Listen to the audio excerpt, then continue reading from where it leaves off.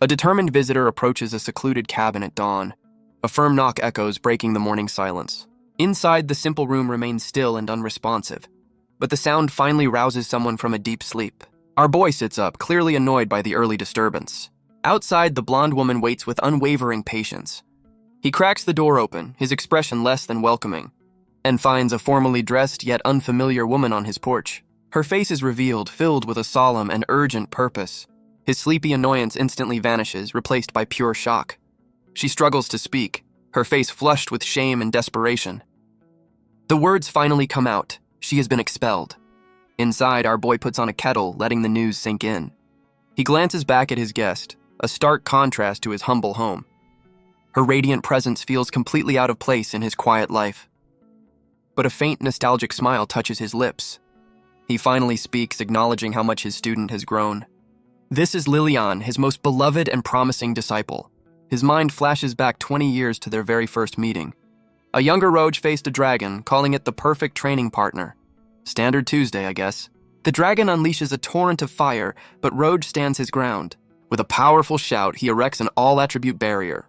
The little girl finds herself safe inside the magical shield, utterly bewildered. But Roge isn't just defending, he's already preparing his counterattack.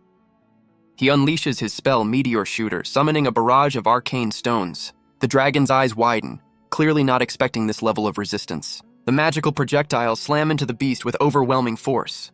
As the dust settles, the girl looks up, her world completely shaken. Roge approaches her, his aura still glowing, and asks if she's all right. He just smiles, explaining his spell like he didn't just break physics. He tells her that with enough study, she could wield such power too. But Roge notices the brief flicker of hope in her eyes quickly fade. Tears well up as she admits she's alone, with no way to even attend school. Her small hand clenches the tattered fabric of her clothes in desperation. A look of profound understanding crosses Roge's face. He reveals a shared past.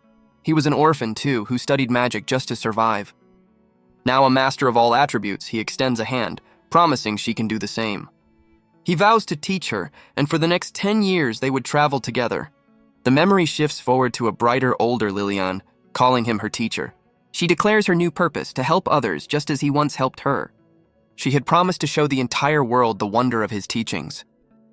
After they parted, Roge delved into ancient grimoires, eventually earning the title of sage. Hearing she'd become a royal court magician gave him the peace of mind to retire. The memory fades as he slides a warm cup across the table to her. He finally breaks the silence, asking her to explain what expulsion truly means. She confirms her high-ranking position as a guardian of national magical items, but her expression falters, the story taking a much darker turn. She was dismissed by the second prince, a revelation that leaves Roge utterly stunned. He can't comprehend it. He knows her talent far surpasses his own.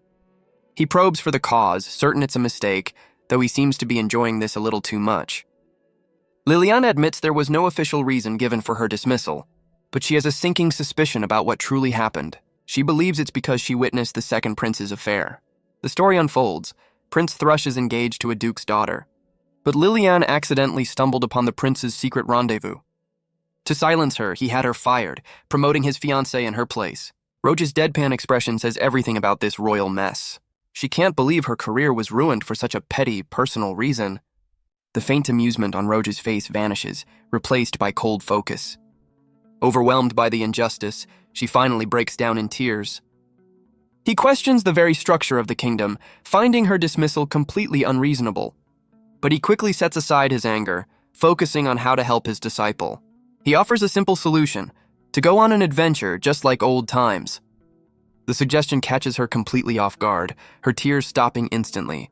Roge smiles, reminding her of the 10 years they spent traveling and laughing together. Lilian is left speechless, overwhelmed by the nostalgic and heartfelt offer. For a moment, the warmth of their shared past fills the humble cabin. But then, Roge's smooth proposal hits a sudden internal speed bump. He realizes he's a 40-year-old asking a young woman to travel with him. Awkward. He assumes a successful 25-year-old woman would never agree to such a thing. His mind spirals, imagining her rejecting him with brutal, soul-crushing honesty. But her actual response leaves him utterly speechless. She confesses she's been dreaming of traveling with her teacher once again. Still in disbelief, he points to himself, asking if she's sure about this. Lilian firmly corrects him. He's not a dreary old man, he's a cool one. The compliment washes over him, a golden wave of pure validation. He's so moved he's on the verge of tears, thanking her for the kindness. She reaffirms her devotion, declaring he'll always be the most important person to her. With their new adventure set, she reaches into her bag for something important. An ancient grimoire flies open, its pages humming with forgotten power. Roj looks down, noticing something has fallen from her bag. As he reaches for the open book, a faint magical light glows from its pages. A look of absolute soul-shattering terror flashes across Lilian's face. She screams at her teacher, pleading with him not to look inside. But his curiosity is piqued, his fingers already touching the mysterious text. Overwhelmed by sheer panic, she scrambles to stop him. And in a desperate lunge, she clocks him right over the head with her staff. The legendary sage lies defeated on the floor of his own humble cabin. She frantically explains it's her personal diary, utterly mortified by the close call. Roj just laughs it off, admitting it's the first time he's been physically attacked with a staff. She's completely mortified, imagining the sheer horror of him reading her diary. Roj just notes her impressive collection, calling her diligent. Eager to move on, she quickly changes the subject back to their adventure. Roj thinks for a moment before remembering he has just the thing they need. He unfurls a large map, revealing the lands bordering the Kaiserland Empire. This is the kingdom of Dolga, where he'd hoped to live out his days in peace. So much for that plan. But Lilian's eyes light up as she points to a specific landmark on the map. She asks if he remembers the Goslash volcano, a place that brings back memories. The fiery landscape of the volcano fills the frame, the very place they first met. She hesitates for a moment, a new proposal forming on her lips. She proposes they retrace the path of their very first journey together. Roj wholeheartedly agrees, deciding this adventure will be for her sake. He admits her nostalgic plan sounds far more exciting than his own. Her face lights up with pure, unadulterated joy at his acceptance. With their new quest decided, Roj heads off to prepare for the road. His eyes fall upon an old staff, a relic of his past life as an adventurer. He gently takes it down, apologizing for letting it gather dust in his retirement. Dressed in his old adventuring gear, the sage is officially back in business. But just as they're about to set off, he stops with a sudden thought. He asks her to wait, announcing a quick detour to the Empire. Seems someone needs a lesson in consequences. He calmly announces his plan to go scold the prince and his fiancée. The casual threat sends a wave of pure terror through Lilian. She desperately grabs onto him, pleading for him to reconsider. She knows his scolding is a death sentence for the royals. He tries to reassure her it's just a little warning. Sure it is, buddy. In her panic, she presses against him, trying to physically stop him. The legendary sage is completely flustered by the unexpected contact. She argues his warning could accidentally level the entire empire. Defeated by her plea and his own embarrassment, he finally relents. Though the crisis is averted, Roj is still reeling from the encounter. Lilian is deeply moved by his willingness to defend her honor. But her gratitude only makes the flustered sage more uncomfortable. He quickly changes the subject, eager to begin their journey. Raising his staff, Roj declares their destination, the Goslash volcano. Lilian looks on in awe, forever impressed by her teacher's power. She knows that large-scale teleportation requires a massive magic circle, but Roj developed his own logic, allowing him to cast it with a simple chant. She's thrilled to experience his legendary teleportation magic once again. As the world dissolves into light, he quietly speaks her name. He hopes this slow-paced journey will finally bring her some peace. They arrive at the Goslash volcano, the air thick with oppressive heat. But for Lilian, the sweltering air is a welcome wave of nostalgia. Roj decides a little climate control is in order, casting a cooling spell. A refreshing breeze envelops Lilian, who marvels at her teacher's effortless power. He humbly explains it's just the result of endless training, which left him a 40-year-old sage with no girlfriend. Her attention is suddenly captured by a specific boulder in the distance. With a burst of magical energy, she gracefully leaps across the rocky terrain. She soars through the air, a picture of pure joy and freedom. Roj watches her, his expression a mixture of fondness and mild exhaustion. She lands beside the rock, reminding him this was where he first found her. She points to the ground where craters from his meteor shooter still scar the land. Roj is impressed, noting she was only 5 years old at the time. But she insists the memory is as vivid as if it were yesterday. She even remembers the specific colors of his all-attribute barrier. Her incredible memory of the event leaves him utterly speechless. As they reminisce, the memory of the dragon they faced looms over them. But while she's lost in nostalgia, Raj's expression shifts to alarm. Because their old training partner has returned, and it looks absolutely furious. The two adventurers snap back to reality, realizing their reunion is no longer private. And it seems they got so carried away reminiscing they forgot who else lives here. Roj tries to apologize, explaining they're just passing through. Lilian screams for him to get away as the dragon prepares to attack. But it's too late. The beast unleashes a point-blank blast of fire. With a single hand, Roj holds back the inferno, his jaw clenched. The flames are deflected by a simple yet powerful magical shield. Lilian realizes this isn't the legendary all-attribute barrier from their past. Roj casually explains he's conserving energy due to a lack of sleep. He admits his younger self would have been flashier, but he's too old for that now. The dragon just stares, clearly not sure what to make of this low-effort defense. As Roj wonders how to end this, Lilian eagerly calls out to her teacher. She practically begs him to go all out, eager to learn more of his magic. Roj takes a moment, a plan already forming in his mind. He agrees, deciding this is the perfect chance for some rehabilitation. A vast and intricate magic circle erupts before the stunned dragon. But it's not just the dragon who's left completely speechless. Lilian recognizes the ancient runes, realizing the sheer scale of his spell.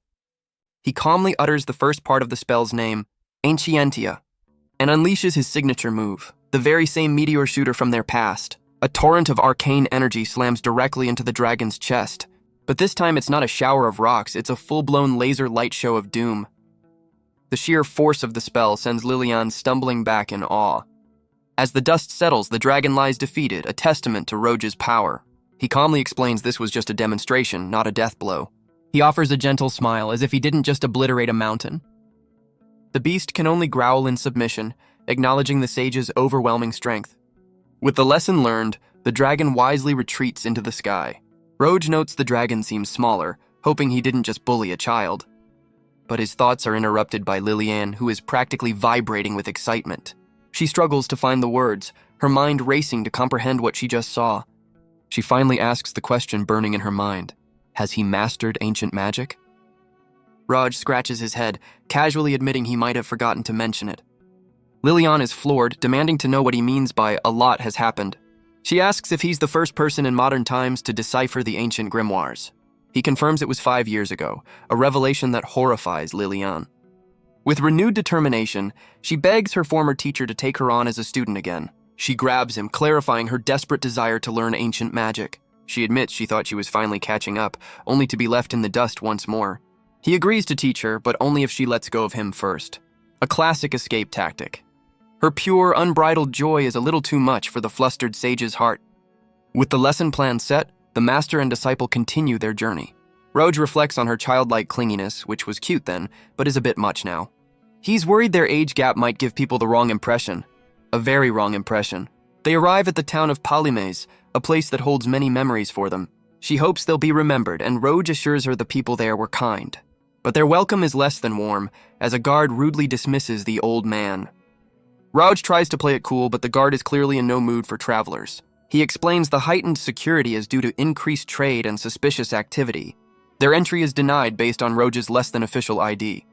Unemployed isn't a great look. Roj tries to clarify his profession, but only makes things worse by mentioning he makes drugs. Realizing he's dug himself into a hole, Lilian prepares to take matters into her own hands. But the guard's tune changes instantly when Lilian claims she's also unemployed. He explains her past as a royal court magician grants her passage, regardless of current status. With the guards now completely charmed, Lilian prepares to make her case. She explains their master-disciple relationship, asking them to let Roj pass with her. The guards immediately accept her story about a journey to perfect their magic. With the gate now open, Lilian thanks them as they finally enter the town. Roj is baffled by the effort, knowing he could have just teleported them past the wall. But a glance back reveals the guards' friendly smiles have turned to cold suspicion. Their inner monologue reveals a much less wholesome interpretation of their relationship. Roj realizes their polite demeanor was just a mask for their judgmental thoughts. Roj worries he looks suspicious, even considering shaving his beard. The scene cuts away to the Kaiserland Empire, inside the second prince's private chambers. Prince Thrush sits intimately with a purple-haired woman, looking out the window. He and his fiancée, Isabel, are celebrating Lilian's recent expulsion. Isabel expresses her relief that the eyesore is finally gone from her sight. The prince embraces her, declaring he would do anything for her love. But behind the facade, his eyes are cold, his thoughts purely political. He only fired Liliane to appease Isabel and secure their engagement. His true motive is even pettier. This is punishment for Liliane rejecting him. Isabel then reveals her own ambition, asking to be made the new chief court magician. Prince Thrush agrees, confident his message has been clearly sent. Isabel whispers words of devotion, sealing their manipulative pact. But their private celebration is suddenly cut short by an interruption. A servant announces an important visitor, Minister Pelvis from the Kingdom of Dolga. Isabel immediately sees an opportunity, asking to be introduced to the influential figure. The prince explains the minister is here to inspect the Empire's magical defenses. With a smug grin, she reveals she's arranged it, eager to debut as the new chief. Prince Thrush simply smiles, indulging his fiancée's naked ambition. He internally notes her assertiveness, content to let her have this small victory. But his thoughts turn darker, revealing who truly holds power in the kingdom. Him.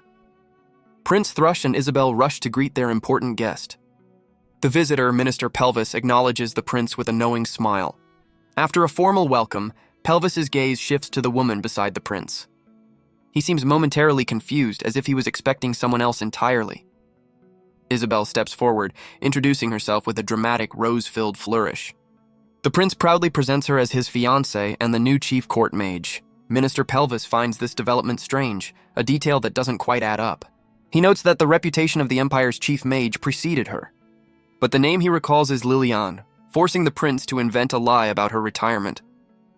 Pelvis laments the loss of such a talent, a comment that clearly irritates Isabel. Isabel smugly accepts the title, promising a performance worthy of her new rank. Minister Pelvis offers a polite apology, masking his true thoughts on the matter. The prince leads them to a vast chamber, revealing the Empire's massive golem army. Pelvis looks on, genuinely impressed by the sheer scale of their military might. Prince Thrush boasts that each golem can wield magic of every known attribute. He explains their tiered system, with larger golems handling all-ground combat. Pelvis offers his praise, but the prince internally scoffs at the minister's awe. He continues his intimidation, mentioning even larger 55-meter golems at the border. With a sly grin, the prince puts Isabel on the spot, asking for a demonstration. She eagerly accepts the challenge, ready to prove her power to their guest. Isabel places a hand on the golem, channeling her magic into its core. Minister Pelvis continues his polite praise for their impressive military might. But his words strike a nerve when he credits the king and the first prince. Prince Thrush's smile tightens, his silence speaking volumes. He clarifies that with his father ill and brother away, he made the appointment. With a chilling smile, he reminds the minister who's currently running the show. Pelvis offers a simple, almost patronizing acknowledgement of the prince's claim. The prince quickly smooths things over, accepting the minister's feigned apology. But Pelvis's internal thoughts reveal he sees the prince as a difficult, arrogant youth. Their tense exchange is cut short as Isabel announces her preparations are complete. Minister Pelvis looks on with keen interest while the prince smirks confidently. Isabel begins her demonstration, commanding the massive golem with a simple gesture. The automaton responds instantly, raising its arms with surprising precision. She basks in the minister's apparent awe, her performance going exactly as planned. But Pelvis's sharp eye catches a detail, asking about the intricate magic circle. The prince quickly intervenes, hiding Isabel's ignorance behind classified information. Pelvis plays along, offering more praise while the prince accepts it graciously. With the demonstration seemingly over, they prepare to discuss more formal matters. But the guard's calm demeanor shatters as they notice something terribly wrong. The golem's eye glows with a menacing light, its movements no longer controlled. The guards scream in terror, urging Minister Pelvis to get back at once. The prince and Isabel are frozen in shock, while Pelvis remains utterly confused. As the golem's hand descends, Pelvis calmly asks what the rush is about. So much for diplomatic immunity. Later, the prince tries to downplay the incident, calling it a little accident. He furiously reminds her that only Pelvis's quick-thinking servants prevented a disaster. Isabel argues it was a minor miscalculation, but the prince knows they were one step away from war. Losing his patience, the prince silences her with a sharp stomp on her foot. He grabs her, questioning if she's ever handled national defense magic before. He accuses her of letting Liliane handle all the real work, a truth that hits her hard. Utterly humiliated, Isabel can only tremble in silence, her arrogance completely shattered. Isabel desperately tries to defend herself, but the prince silences her. His anger gives way to pure panic as he realizes his entire scheme is at risk. Meanwhile, back in Palim's, Liliane's attention is captured by something new. She's completely mesmerized by a stall selling a popular drink called tapioca. With childlike excitement, she rushes off to try it, leaving Raj behind. He realizes her demanding job left her completely out of touch with modern trends. Roj takes in the bustling town, noting how much it's changed over the years, but his quiet reflection is interrupted by Lilian's return. She's clearly not a fan of the chewy drink, her face a mask of pure disgust. As she happily skips away for ice cream, he sips the drink, amused by her childish side.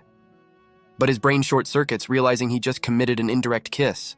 His panic is interrupted by Lilian, who happily returns with ice cream for them both. Now it's her turn to blush, worried people will think they're on a date. And from a distance, a woman's thoughts confirm their worst fears.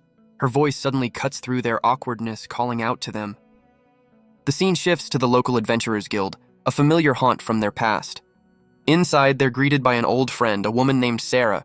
She welcomes them with a warm, booming laugh, clearly happy to see them. Roj recalls she was once the guild's beloved receptionist who looked after Lilian. He's surprised to learn she's now the guildmaster, having taken over after the last one retired. Lilian jokes about the old guildmaster, unknowingly hitting Roj's age insecurity. Sarah asks about their plans, sparking a nostalgic idea in Lilian's mind. She eagerly proposes they take on a quest for old times' sake. But Raj feels out of place among the guild's much younger adventurers. Sarah and Lilian quickly reassure him, insisting the sage is always welcome. The master and disciple share a quiet, thoughtful moment, the idea settling in. They approach the quest board, a familiar sight from their shared past. Lilian's eyes light up as she spots the perfect nostalgic mission. Sarah leans in, curious to see what has caught her friend's attention. It's a simple, ranky goblin subjugation quest. For old time's sake. Sarah points out it's just a beginner's quest, but Lilian is perfectly fine with it. The guildmaster smiles, realizing it's because it reminds her of their very first mission. But a mischievous thought crosses Sarah's mind, leaving Roj completely puzzled. She leans in with a sly grin, asking if they'd be willing to do her a little favor. With a flick of her wrist, she points to a completely different request on the board. Their eyes widen as they read the new mission, a rank A cave dragon subjugation. The quest details a fearsome, crystal-covered beast known for its violent temper. Sarah explains with a weary sigh that the dragon has been terrorizing the local area. Roj accepts without a second thought, much to the guildmaster's utter disbelief. But Lilian just smiles, confident that for her teacher, this is just another Tuesday. Sarah can only laugh, admitting they're an extraordinary pair. As she prepares the official quest seal, other adventurers whisper in disbelief. But Roj is unfazed, eager to set out on their mission before nightfall. Their departure is cut short by an obnoxious shout from the entrance. A trio of adventurers bursts in, led by a cocky, red-haired swordsman. He immediately singles out Raj, demanding to know why an old man is here. Roj's polite smile falters as the young adventurer gets right in his face. He accuses Roj of ruining the guild's reputation and orders him to leave. Guess someone missed the memo on respecting your elders. Roj tries to politely excuse himself, chalking it up to youthful arrogance. But the arrogant trio isn't finished, blocking their path to the exit. But Roj's attempt to leave is cut short by a sharp command. The red-haired swordsman grabs Lilian, introducing himself as Loudboy.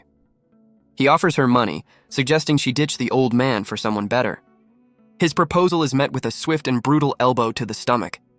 Her eyes swirl with fury as she delivers a chilling warning not to touch her. The entire guild falls silent, watching the confrontation with bated breath. The once cocky adventurer screams in terror, completely unnerved by her reaction. It seems his unwanted attention has awakened a very dark and familiar trauma. Loudboy clutches his gut, trying to regain some semblance of dignity. But Lilian has already dismissed him, turning back to her teacher with a smile. Undeterred, Loudboy gets back in Roj's face, demanding his attention. He grills Roj about his relationship with Lilian and his age. The answer sends him into a fit of laughter, accusing Roj of being a sugar daddy. But a sharp voice cuts through the mockery, demanding silence. Lilian steps forward, her fist clenched, calling out his blatant disrespect. Roj can only watch as his disciple moves to defend him. She passionately declares that her teacher is a kind man whom she deeply respects. But then she turns on Roj, scolding him for being too passive. She's frustrated that he just stood there and let them mock him for his age. Overwhelmed by her fierce loyalty, Roj can only offer a flustered apology. He finally admits his true fear, that their age gap would make her uncomfortable. Lilian is taken aback, realizing his self-deprecation was all for her sake. The two quickly reconcile, their mutual respect overriding the awkwardness.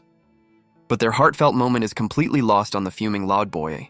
He interrupts, accusing them of getting lost in their own little world. He then turns to Sarah, demanding to know their destination. A sinister grin spreads across his face as he learns of their mission. With a new plan in mind, he turns back to confront the sage. He throws down a challenge, a race to see who can kill the dragon first, because that's a totally normal thing to do. His own companion tries to talk him down, reminding him of the monster's reputation. His companion agrees, figuring the quest can't be that hard if an old man got it. Loudboy turns to Lilian, vowing to defeat her teacher to prove his superiority. He sneers that chasing after an old man is a complete waste of her time. He then raises the stakes, declaring Lilian will be his prize if he wins. Real charming. But Lilian erupts, fiercely defending her master's honor and character. Later, Loudboy's party heads out, with him mocking those who blindly follow others. He scoffs that a weak master can only produce an equally weak disciple. They soon arrive at Zoda's cave, finding it swarming with low-level goblins. Loudboy smirks, preparing a simple spell he deems more than enough for the task. Back at the guild, Sarah explains the source of his arrogance. He's a nobleman's son, and his family funds the guild, which explains everything. She apologizes for the trouble, but they wave it off, ready to leave. But she asks them to keep an eye on the arrogant trio, fearing for their lives. Roge agrees, hoping the young adventurer's skill matches his ego. But Lilian can't understand why her teacher would help such a disrespectful person. They soon arrive at the cave, but something feels off. The entrance is strangely quiet, with no sign of the goblin horde. Lilian spots the reason. The goblins are all fast asleep. Or more accurately, they've been completely knocked out cold. She senses a faint magical trace, deciding to investigate the strange scene. Roge deduces that only an A-rank spell could have caused this level of incapacitation. As they venture deeper, Lilian's faith in her master remains unshakable. She casts a simple spell, summoning a gentle orb of light to guide their way. Roge looks on with a proud smile, impressed by her elegant display of magic. He compliments her on the efficiency of her spell, noting how much she's improved. Lilian blushes, happily giving all the credit to her teacher's guidance. Roge suggests they check for stragglers as they move deeper into the cave. He warns that an undiscovered nest could pose a serious problem for them. But their path is suddenly blocked by a very awake and very angry goblin horde. Roge realizes Loudboy simply ignored them, leaving the cleanup crew to handle it. So considerate.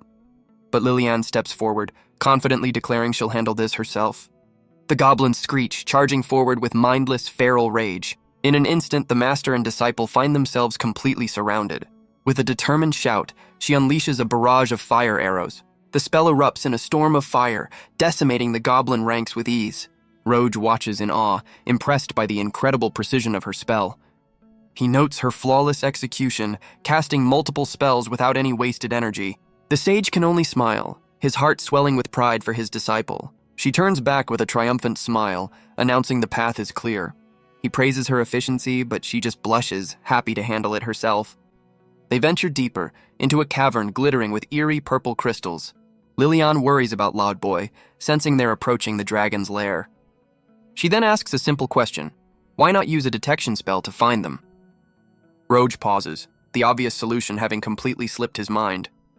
He admits his oversight, wondering if he's losing his touch, but Lilian quickly shuts that down. Embarrassed, the sage decides it's time to prove he's still got it. He unleashes a powerful detection spell, sending a wave of magic through the cave. The energy spreads like a web, mapping every corner of the cavern in an instant, and it immediately locates Loudboy's party, who are running for their lives, because the cave dragon is right on their tail, and it does not look happy. Loudboy grits his teeth, channeling what little magic he has left into his blade. He unleashes the A-rank spell, Coma Sleep, with a desperate shout. The powerful magic flares brightly before fading from his hand. He realizes he wasted all his energy on the goblins. So much for saving it for the boss. And right on cue, the cave dragon lunges forward with a furious roar. He rushes to his companion's side, trying to shield him from the attack. But it's too late. His friend lies battered and unconscious on the cavern floor. From a safe distance, Roge and Lilian watch the chaos unfold. They peer into the lair, hoping the arrogant trio is still alive. Roge can only wonder what kind of mess these kids have gotten themselves into. The screams of the arrogant adventurers echo through the cavern. His companion is down, bleeding and unconscious on the cave floor. Loudboy turns back, his face a mask of panic and grim determination. He knows he's nearly out of magic, but he has to do something. With a desperate grunt, he channels the last of his energy into a healing spell. The cave dragon watches with amusement as he prepares his final move. A wave of green light erupts from his hands, meant to save his friends. But his control slips, and the spell explodes with far too much power. Roj and Lilian are stunned as the kid's spell goes completely off the rails. Lodboy realizes his fatal error. He's about to give the boss a full health restore. The dragon smirks as the healing energy washes over it. This is not going according to plan. Utterly spent, Lodboy can only tell his companions to save themselves. His friends look on in horror, calling out his name in disbelief. He shoves them back, vowing to buy them enough time to escape. He curses his own weakness, frustrated by his repeated pathetic failures. A memory surfaces of a younger boy, convinced of his own special destiny. But once again, his arrogance has led him straight into disaster. Tears stream down his face as he finally admits his own foolishness. But just as the dragon strikes, a massive magical barrier erupts from nowhere. Lodboy and his party are stunned, completely baffled by the sudden intervention. Roj stands before them, his expression calm as he erects the barrier. He appears from nowhere, a beacon of power before the stunned adventurers. Lodboy can only stare, recognizing the very man he'd just mocked. Roj turns with a smile, asking if the barrier was an S-rank spell. He points out that for someone so knowledgeable, he sure missed the memo on the dragon. Lilian calls down from above, but Roj calmly assures her everything is fine. The name Raj echoes in Lodboy's mind, a piece of a puzzle clicking into place. A faint smile plays on Roj's lips as the young adventurer connects the dots, but their reunion is cut short as the dragon unleashes a devastating energy beam. The attack slams into a wall of shimmering crystal, held back by an unseen force. The cavern walls explode inward, trapping the arrogant trio in a cage of crystal. The dragon unleashes a furious roar, and Raj deadpans that it was a little scary. He decides it's time to stop playing games and end this fight for good. A glowing magic circle forms beneath him, launching him high into the air. He gracefully leaps over the beast, which can only watch in confusion. A vast, complex magic circle materializes behind him in mid-air. His eyes glow with power as he utters the first word, Ancientia. Lodboy is left speechless, witnessing a level of magic beyond his wildest dreams. A brilliant laser of pure arcane power erupts, slamming into the dragon's chest. The dragon recoils in pain, its crystal armor no match for the sage's power. The dragon crashes to the ground, defeated, as the three young adventurers stare in absolute silence. Lodboy can only stammer in disbelief, his mind struggling to process what just happened. He questions if it's really over, unable to believe the beast was felled in a single blow. Lilian rushes to her master's side, praising a feat even S-rank adventurers couldn't manage. Lodboy listens, his arrogance shattered as Raj casually claims he just got lucky. Finally finding his voice, the young adventurer calls out to the man he just mocked. He points a trembling finger, demanding to know if he is the legendary Sage Roj. Roj is caught off guard as Lodboy recounts his feat of repelling a demon invasion. This is news to Lilian, who turns to her teacher, stunned by the revelation. Roj sheepishly admits he kept it quiet to avoid bragging, much to his disciples' shock. Lilian is mortified, admitting she was too buried in work to even read the news. As Raj sweats under the sudden spotlight, Lodboy prepares to formally introduce himself. He declares himself Lodboy Humberstone, heir to a noble house. The name rings a bell, and a distant memory clicks into place for Roj. He recognizes him as the kid he saved years ago, a fact Lodboy confirms with a deep, grateful bow. The scene flashes back 20 years to the source of this unexpected connection. A young Lodboy was on his deathbed, but Roj's intervention saved his life. He watched his hero walk away, vowing to one day become just like him. That single moment fueled a lifetime of relentless magical training. But back in the present, his face is a mask of shame and regret. He explains that despite his efforts, his attack magic never grew stronger. His only talent was healing, a far cry from the power he idolized. He eventually gave up on his dream, a confession that hangs heavy in the air. Overcome with emotion, he admits his arrogance was just a mask for his insecurity. The dramatic, tear-filled apology leaves Roj completely flustered. But his companions rush to his defense, insisting he's a good person, just a little dense. They reveal his deepest secret. He's been desperate to become Roj's student. The entire party bows in unison, pleading for the sage to forgive their leader. Roj tries to defuse the situation, insisting he's not angry at all. Lilian seems unconvinced. He offers some sage advice, reminding the young man that everyone has their own unique talents.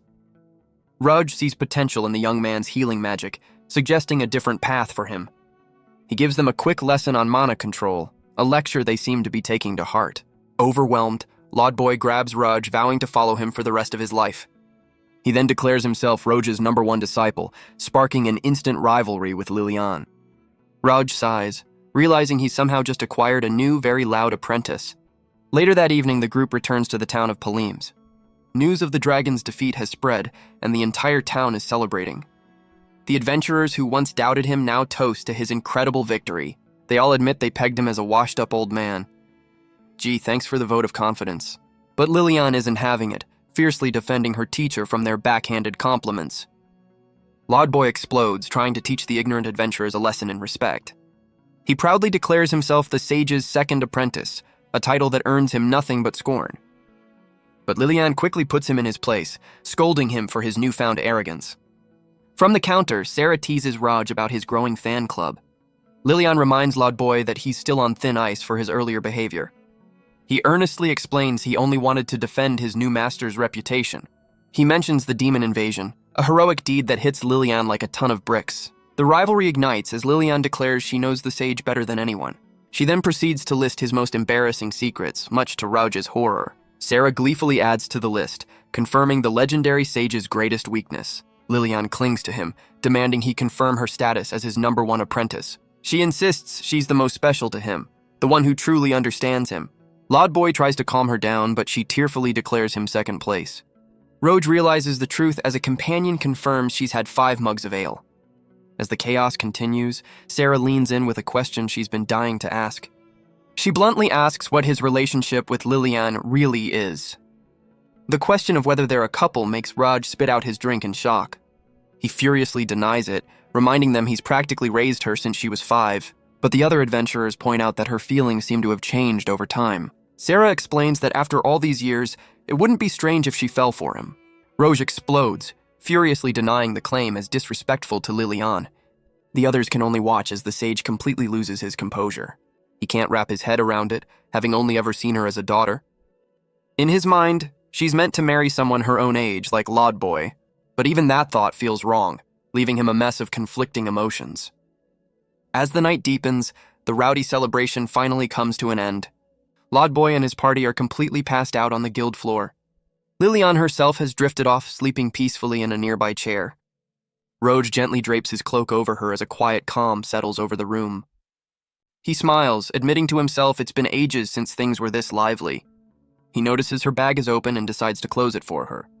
But as he reaches for it, his eyes catch a glimpse of something inside.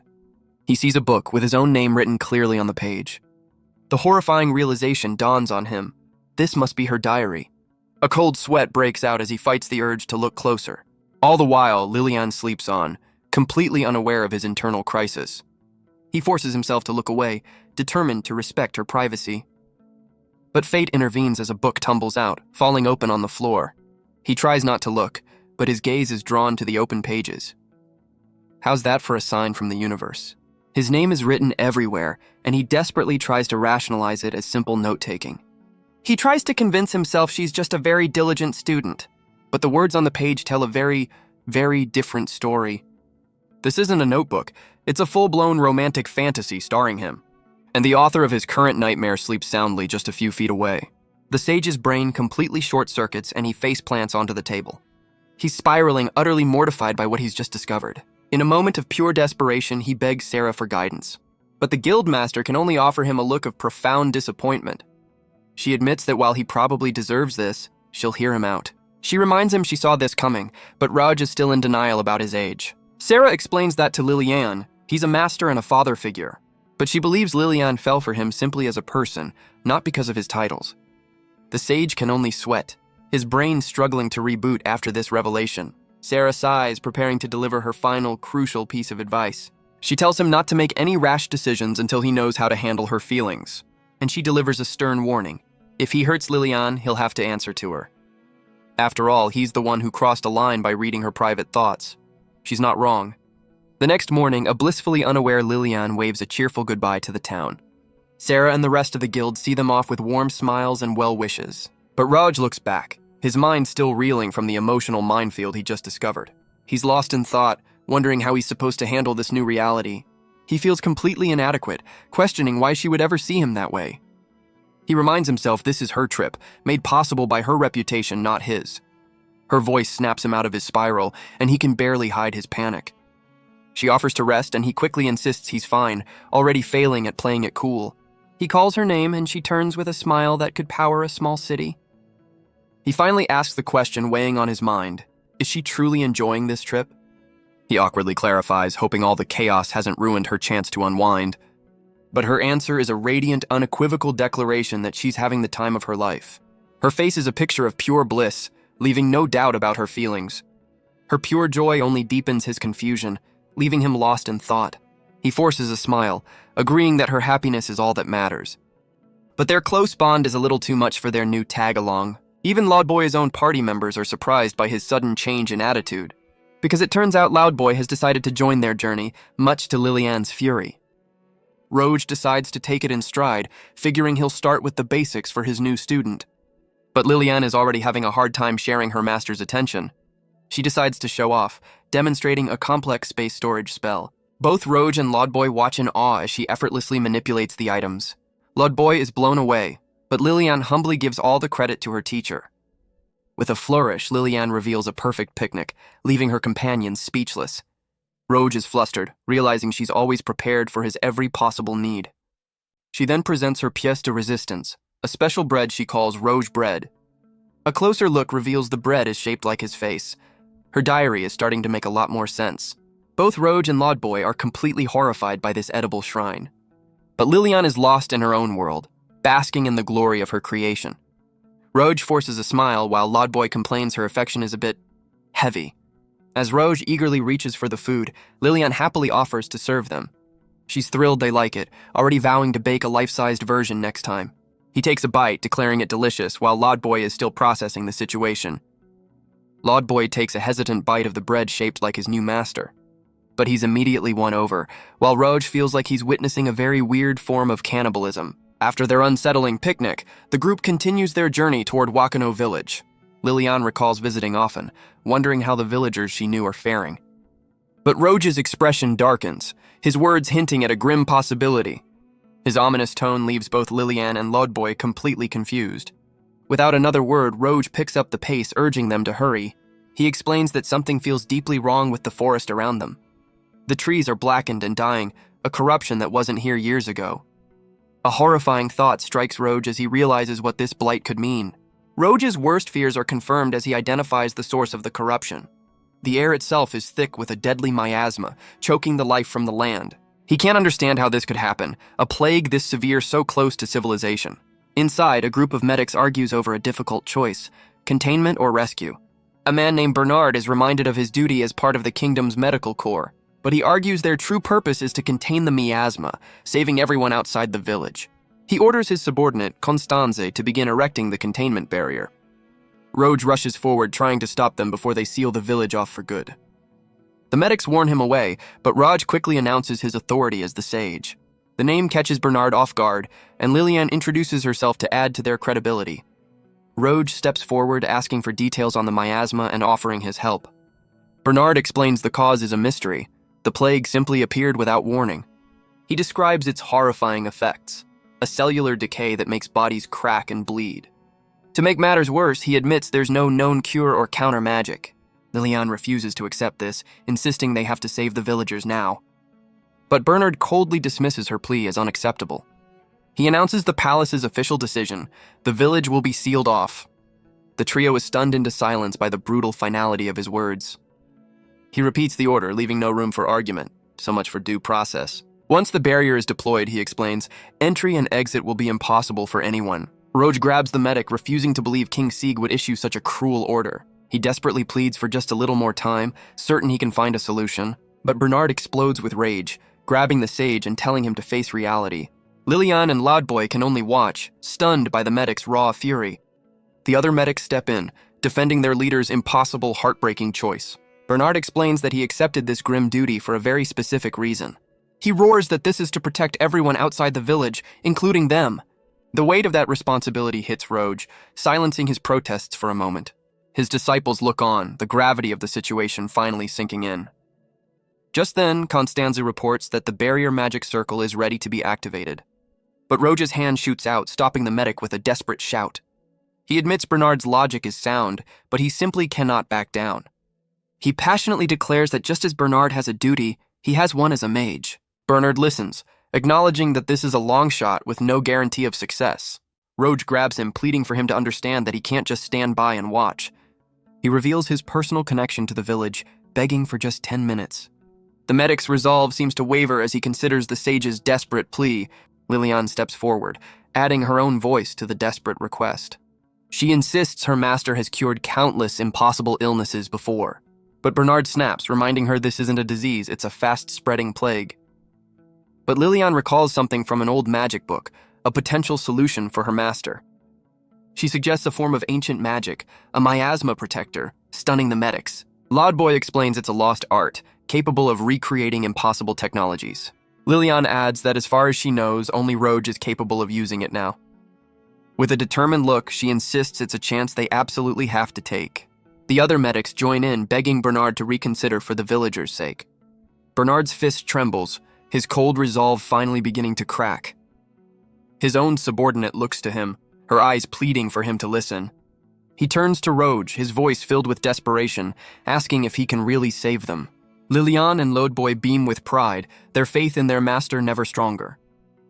The other medics look to their leader, their hope rekindled by the sage's words. Bernard admits he has no idea if this will work, his voice heavy with doubt. But Roge roars back that he refuses to give up on the people inside. Moved by his conviction, Bernard finally relents, vowing to try everything he can. He gives the sage a strict time limit, exactly 10 minutes. Lilian and Loudboy celebrate the small victory as Bernard warns him not to be late. Without a second to waste, Roge unleashes the legendary Ancientia Protect spell. No pressure, of course. A golden aura envelops him as he channels the ancient, forgotten magic. Bernard stares in awe, feeling the intricate power of the protective barrier. With the spell active, Roge tells the medic to lead the way, ready to face the plague. Lilian tries to follow, but Roge orders her to stay put for her own safety. The female medic, Constanze, watches her leader with a worried expression. Loudboy confirms his team is on standby, ready to activate the barrier at a moment's notice.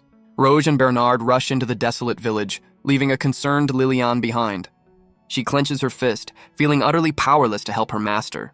Loudboy approaches, asking if there's anything he can do to help her. His usual arrogance is gone, replaced by a look of genuine concern.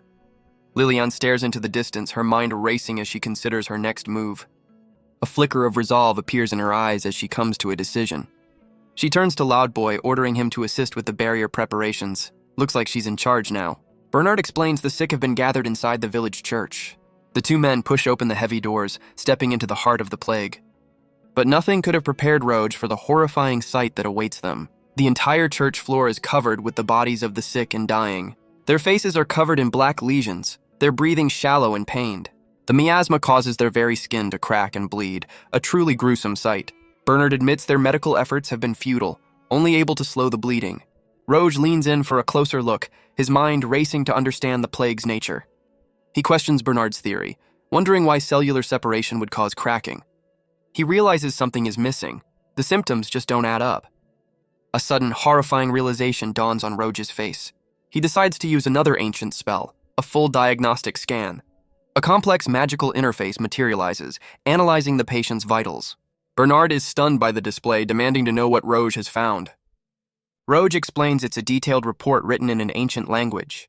The scan reveals the true cause. Runaway nanomachines are destroying their cells. You know, just your average Tuesday. Bernard curses, completely lost on how to fight this unknown enemy. But Roge looks up, a newfound confidence in his eyes. He explains that if it's nanomachines, there's a specific counterspell. With a triumphant smile, he declares that they can save everyone after all.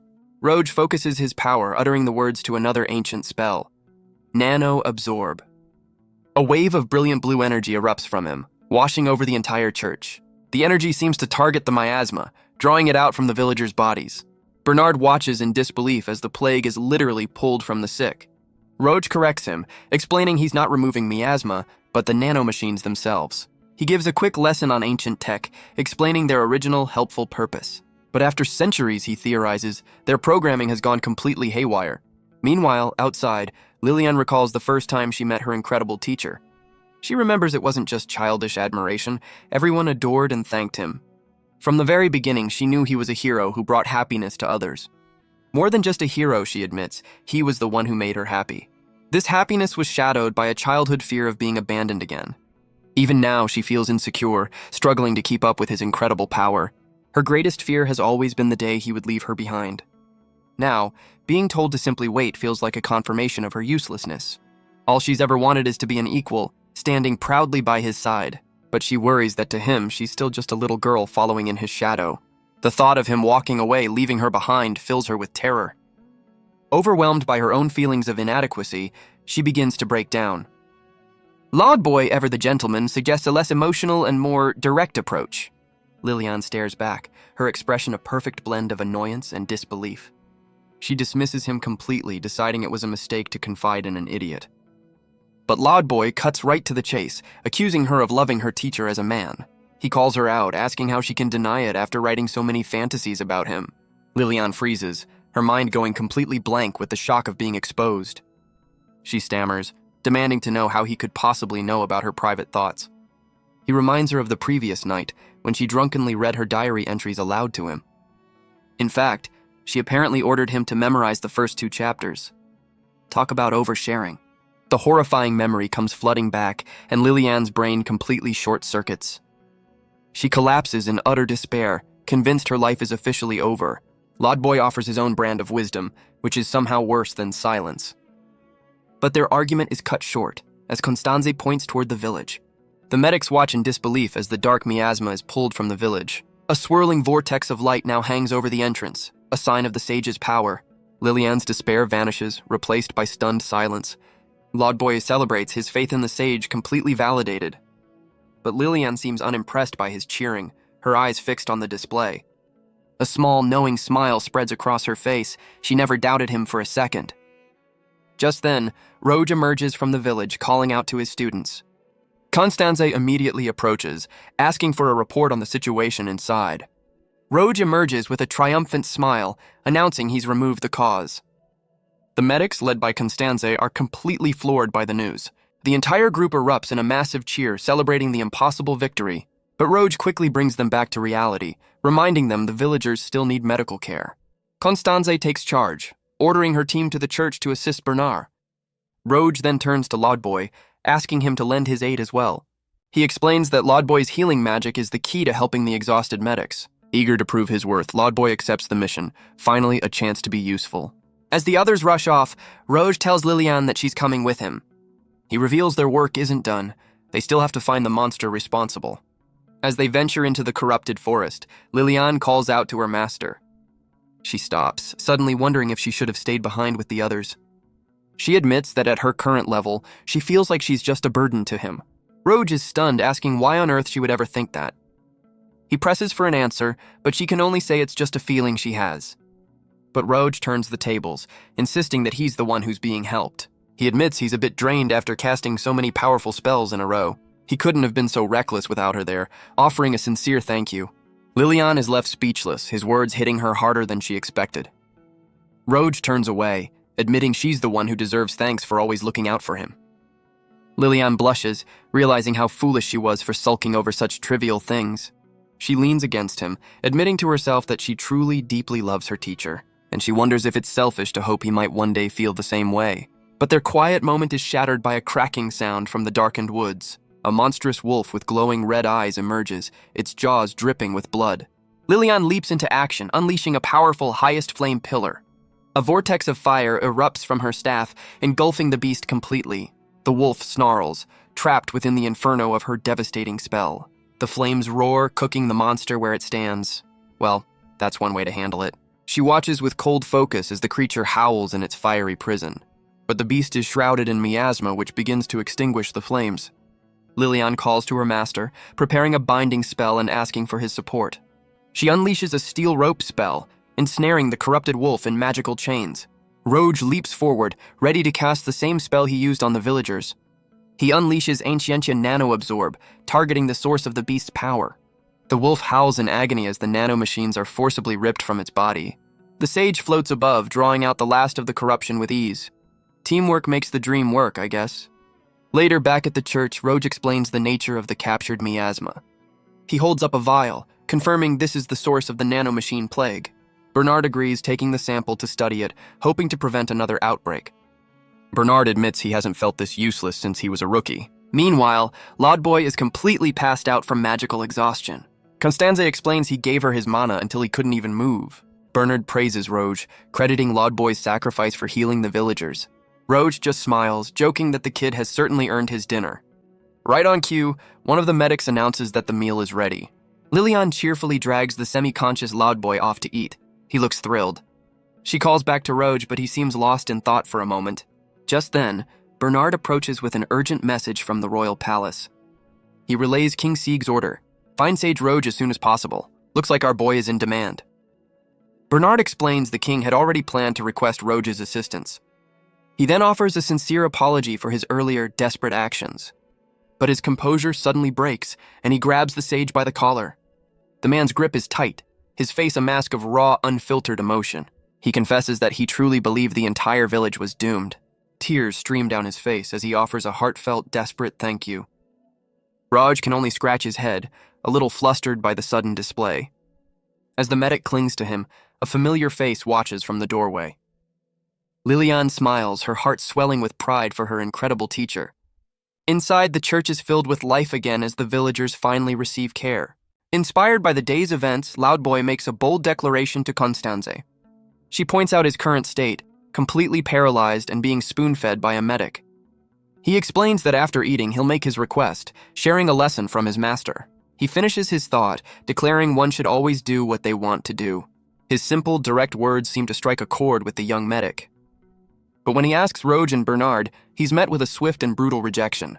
Bernard bluntly asks why he'd ever let a muscle-headed idiot join his ranks. His companions are shocked that a noble is being treated with such disrespect. But Loudboy refuses to back down, his determination unwavering. He quotes the sage's own words, arguing there's a place for everyone, even him. Loudboy declares he doesn't care if he's just used as a mana battery. He explains that joining the Corps is his way of following in his master's footsteps. He begs for a chance, his desperation clear as Roge looks on. But Bernard isn't impressed, stating that good intentions aren't enough for this job. He explains the harsh reality of their duties, from tracking miasma to combat.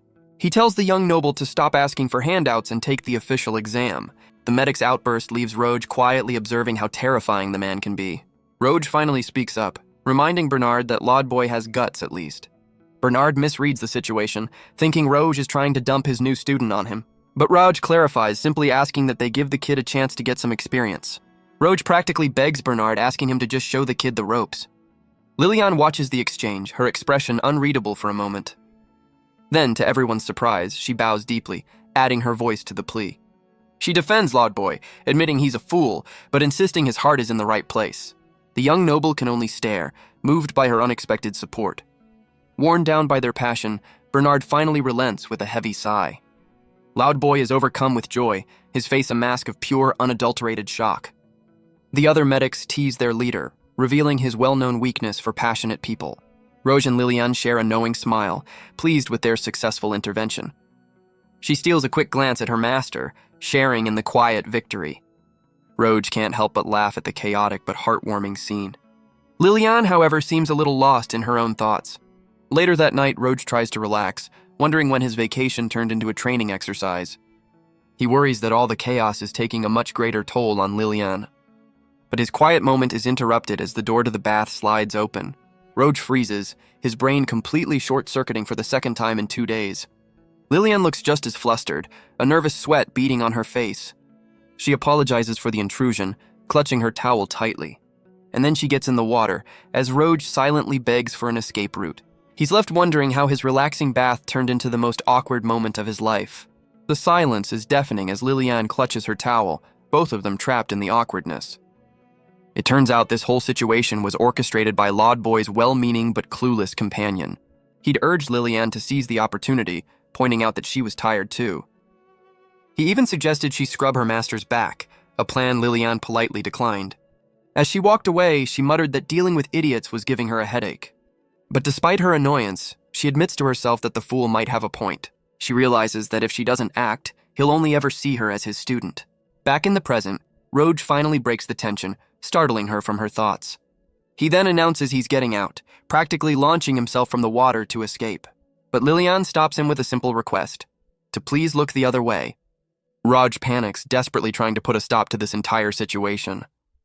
She explains she just wanted a chance to talk, asking if it's too much trouble. The sage is still sweating, completely baffled by her choice of venue for a heart-to-heart. He questions the logic of talking in a bath, and she awkwardly agrees it's a fair point. She quickly changes the subject, cheerfully noting Bernard will be a great mentor for Lord Boy. Liliane admits she felt useless and discouraged during the miasma crisis. But seeing Lord Boy's resolve inspired her to not fall behind as the first disciple. Roge realizes they've had a positive influence on each other, then recalls Lord Boy's words. He quotes the simple advice to just do what you want, which Liliane wholeheartedly agrees with. And with a blush, she admits that's exactly why she decided to join him. Checkmate, Sage. The sage is completely flustered, his brain struggling to process the situation. He tries to reason with her, reminding her that she's an adult now. She agrees, pointing out that she's not a child who needs him to look after her. As he tries to splash away, she begins to explain her feelings. She's been happy as his disciple, and even happier as his daughter. But with a deep blush, she admits there's something more she feels for him. Roge's mind goes completely blank, caught in the emotional crossfire. She leans in close, ready to finally confess her true feelings. But the moment is shattered by Lord Boy bursting in to offer his services. Talk about a mood killer. He's shocked to see Liliane, complaining that he missed his chance to join them. A wooden bucket to the face sends Lord Boy flying, so much for scrubbing his master's back. Roge scrambles to escape, announcing his hasty retreat as Liliane watches, mortified. He slams the door behind him, yelling for her to take her time.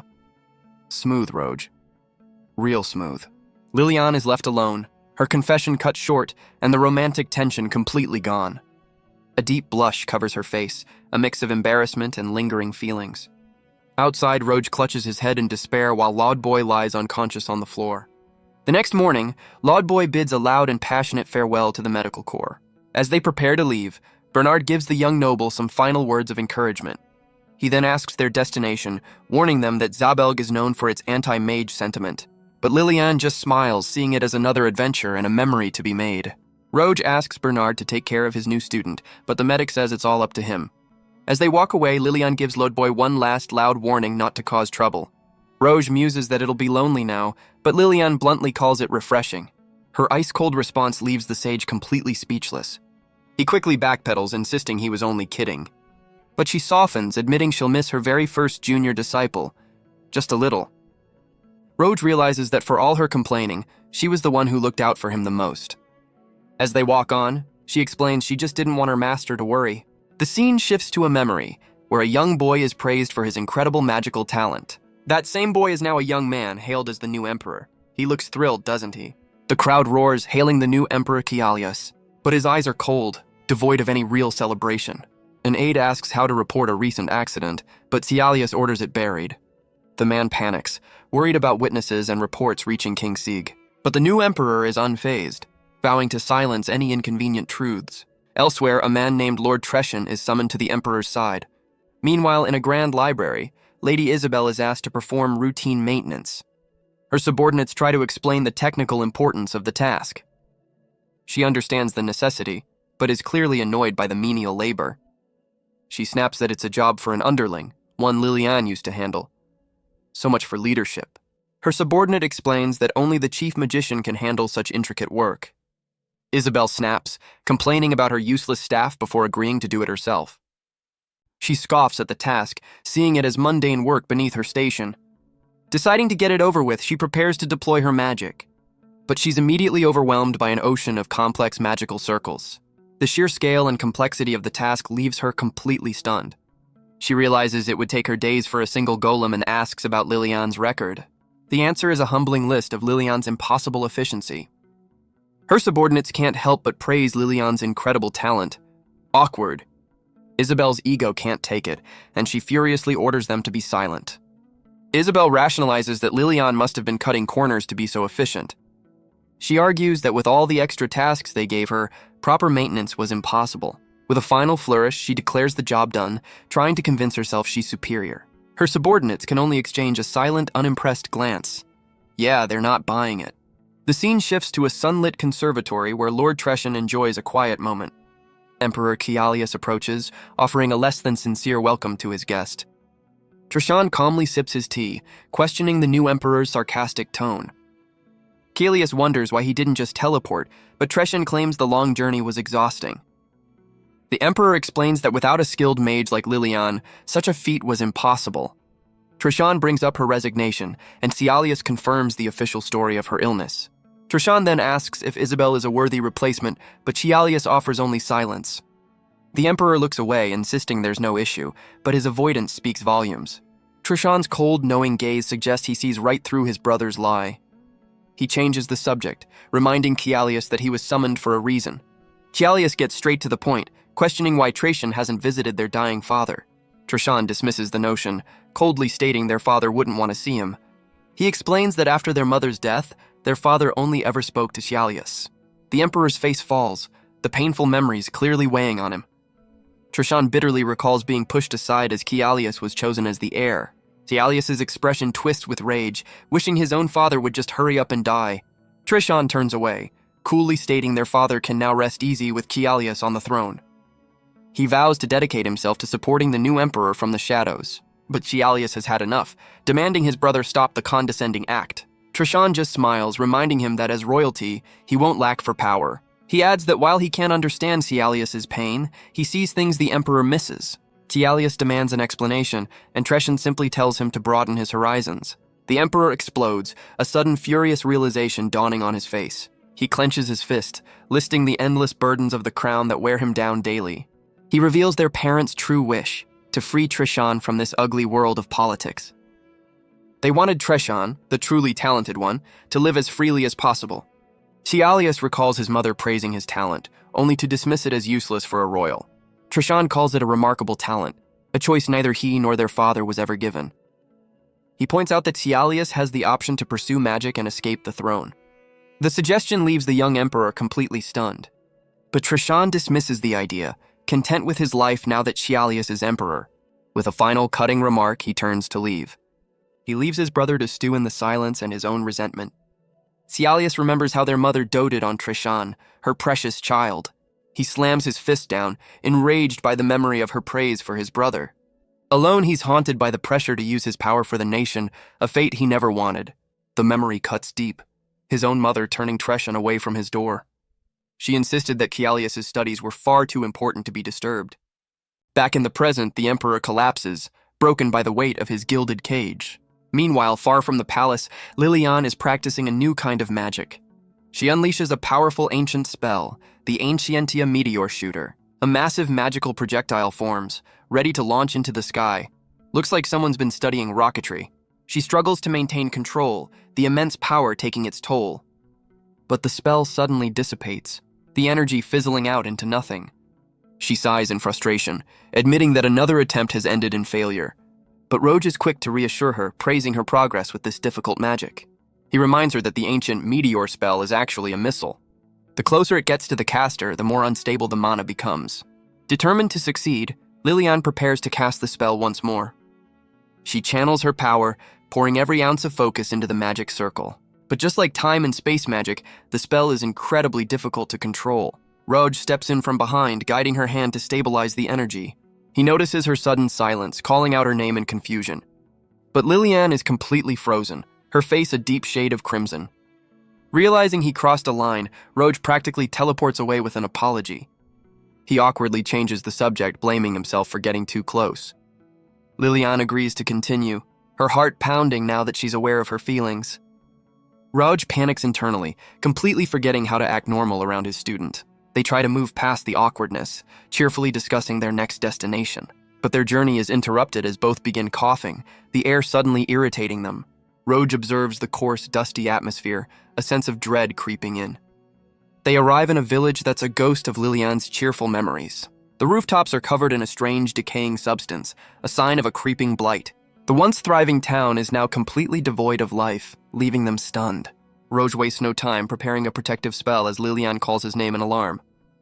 Their eyes meet, a silent acknowledgement that they've walked into another disaster. A lone old woman greets them, saying she's missed them dearly. Lilian and Roge are overjoyed, recognizing her as an old friend named Anna. But Anna seems confused, offering to cook for someone Roge doesn't recognize. He tries to correct her, but she can't seem to remember his name at all. Lilian gently asks if her memory is failing, a worried look on her face. The old woman's attention snaps to Lilian, suddenly complimenting her beauty. But her mood shifts in an instant. Accusing Roj of cheating and vowing to kill him, she unleashes a flurry of blows with her cane, a surprisingly fierce attack for a woman her age. Just then, a younger woman rushes in, scolding the old woman for her attire. She apologizes for the chaos, explaining that her grandmother has been senile for some time. The young woman introduces herself as Louise, here from the capital to work the fields. Roj is impressed by her spirit and asks after an old friend named Klaus. But Louise reveals the man died 3 years ago, stunning them both into silence. She seems unfazed by their shock, explaining he wasn't sick when he passed. She cheerfully imagines he's telling jokes in heaven, which sounds just like him. Louise then invites them inside their home, offering them a change of clothes. Inside, they begin to wash the dust from their travel-worn clothes. As Lilian holds up the dusty robes, Anna offers to do the washing for her. But Lilian insists on learning, which Anna misinterprets as bride training. The comment leaves Lilian flustered as Anna praises her wifely potential, nothing like a little matchmaking. Anna calls her Lily, a name that catches Lilian completely off guard. She quickly plays it off with a smile, brushing the comment aside. Roj asks Louise what happened here, questioning the strange weather. The young woman prepares to tell them the grim story of the village. She explains the sun disappeared 2 months ago, replaced by endless dust. To make matters worse, she says some villagers are blaming her grandfather. The duo is completely lost, asking her to explain the bizarre accusation.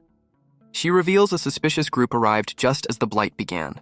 They claimed the weather was a curse from the ghosts of their ancestors, and for a small fee they offered to appease the spirits. Sounds legit. Louise passionately insists it's a scam, certain her grandfather would never harm his home. But the other villagers were desperate, willing to believe anything to fix the weather. She reveals the cemetery was desecrated, a grim detail that somehow sold the lie. She's convinced the scammers did it themselves, but the villagers are too scared to think. Roj can only think of his friend Klaus and the man he used to be. Anna clutches his hand, tearfully recalling Klaus's promise to protect the village. Roj and Lilian exchange a worried glance, wondering if they could have prevented this. Louise tries to comfort her grandmother, repeating that Klaus would never hurt them. But Anna just squeezes Roj's hand, telling him not to worry. Moved by her faith, Roj makes a solemn vow to help her and save the village.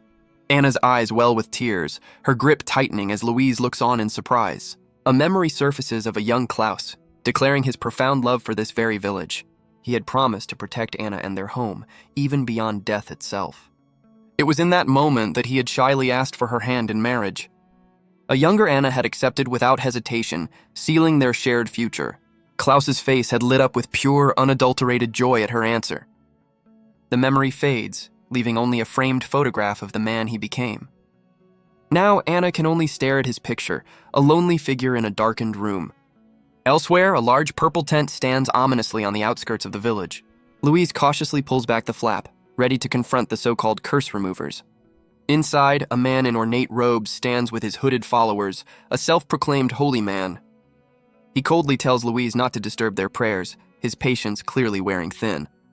But she fires back, calling them all scammers, which earns her a condescending dismissal. His smug expression falters as he notices someone else has entered the tent. Lilian steps forward, her gaze fixed on the so-called leader with cold determination. The man's composure completely shatters, his face flushing red at the sight of her. He introduces himself as Gregoire, suddenly trying to act suave and sophisticated. But Roj steps in, announcing that he's the one Gregoire needs to deal with. He introduces himself as a mage, asking if their group can truly see spirits. Gregoire scoffs, dismissing Roj as some old man clinging to a childish dream. Roj smirks, admitting that in his current attire he does look like a simple old man. But Lilian and Louise aren't having it, insisting science and magic can find the real cause. Roj steps in, cheerfully asking how long their prayers are supposed to take.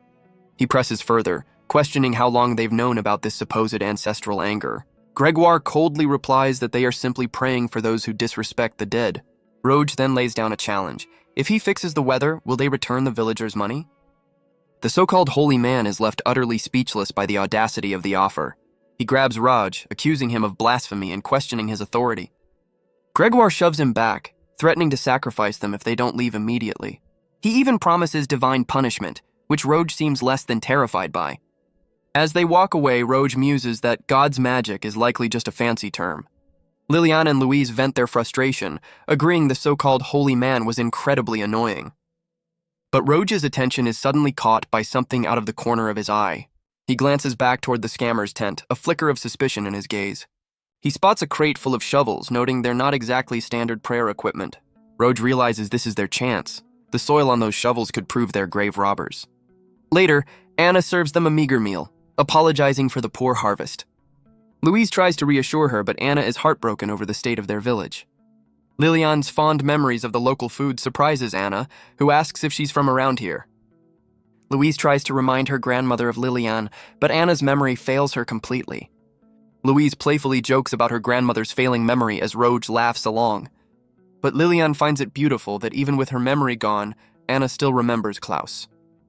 Louise agrees, saying her grandfather loved Anna more than anything in the world. Curious, Lilian asks the old woman what she loved most about her late husband. Anna blushes, admitting it was his honesty, a quality Lilian finds incredibly endearing. She recalls that in all their years together, she only ever saw him truly angry once. The story begins with their son, who once lied about a magical beast attacking the village. The prank sent everyone into a panic, terrifying the children and causing widespread chaos. And though their son apologized, Klaus refused to forgive him for the cruel joke. Louise finds his reaction a bit childish, but Anna seems to have a different perspective. Anna asks Lilian to weigh in on her husband's seemingly harsh reaction. She explains that Klaus believed in never scaring people, no matter the reason. He knew that fear could leave emotional scars that might never truly heal. Louise finally understands the depth of her grandfather's principles. Anna smiles, absolutely certain her kind husband would never harm his own village. Louise is moved to tears by her grandmother's unwavering faith. Meanwhile, back at the scammer's tent, Gregoire's followers are getting nervous.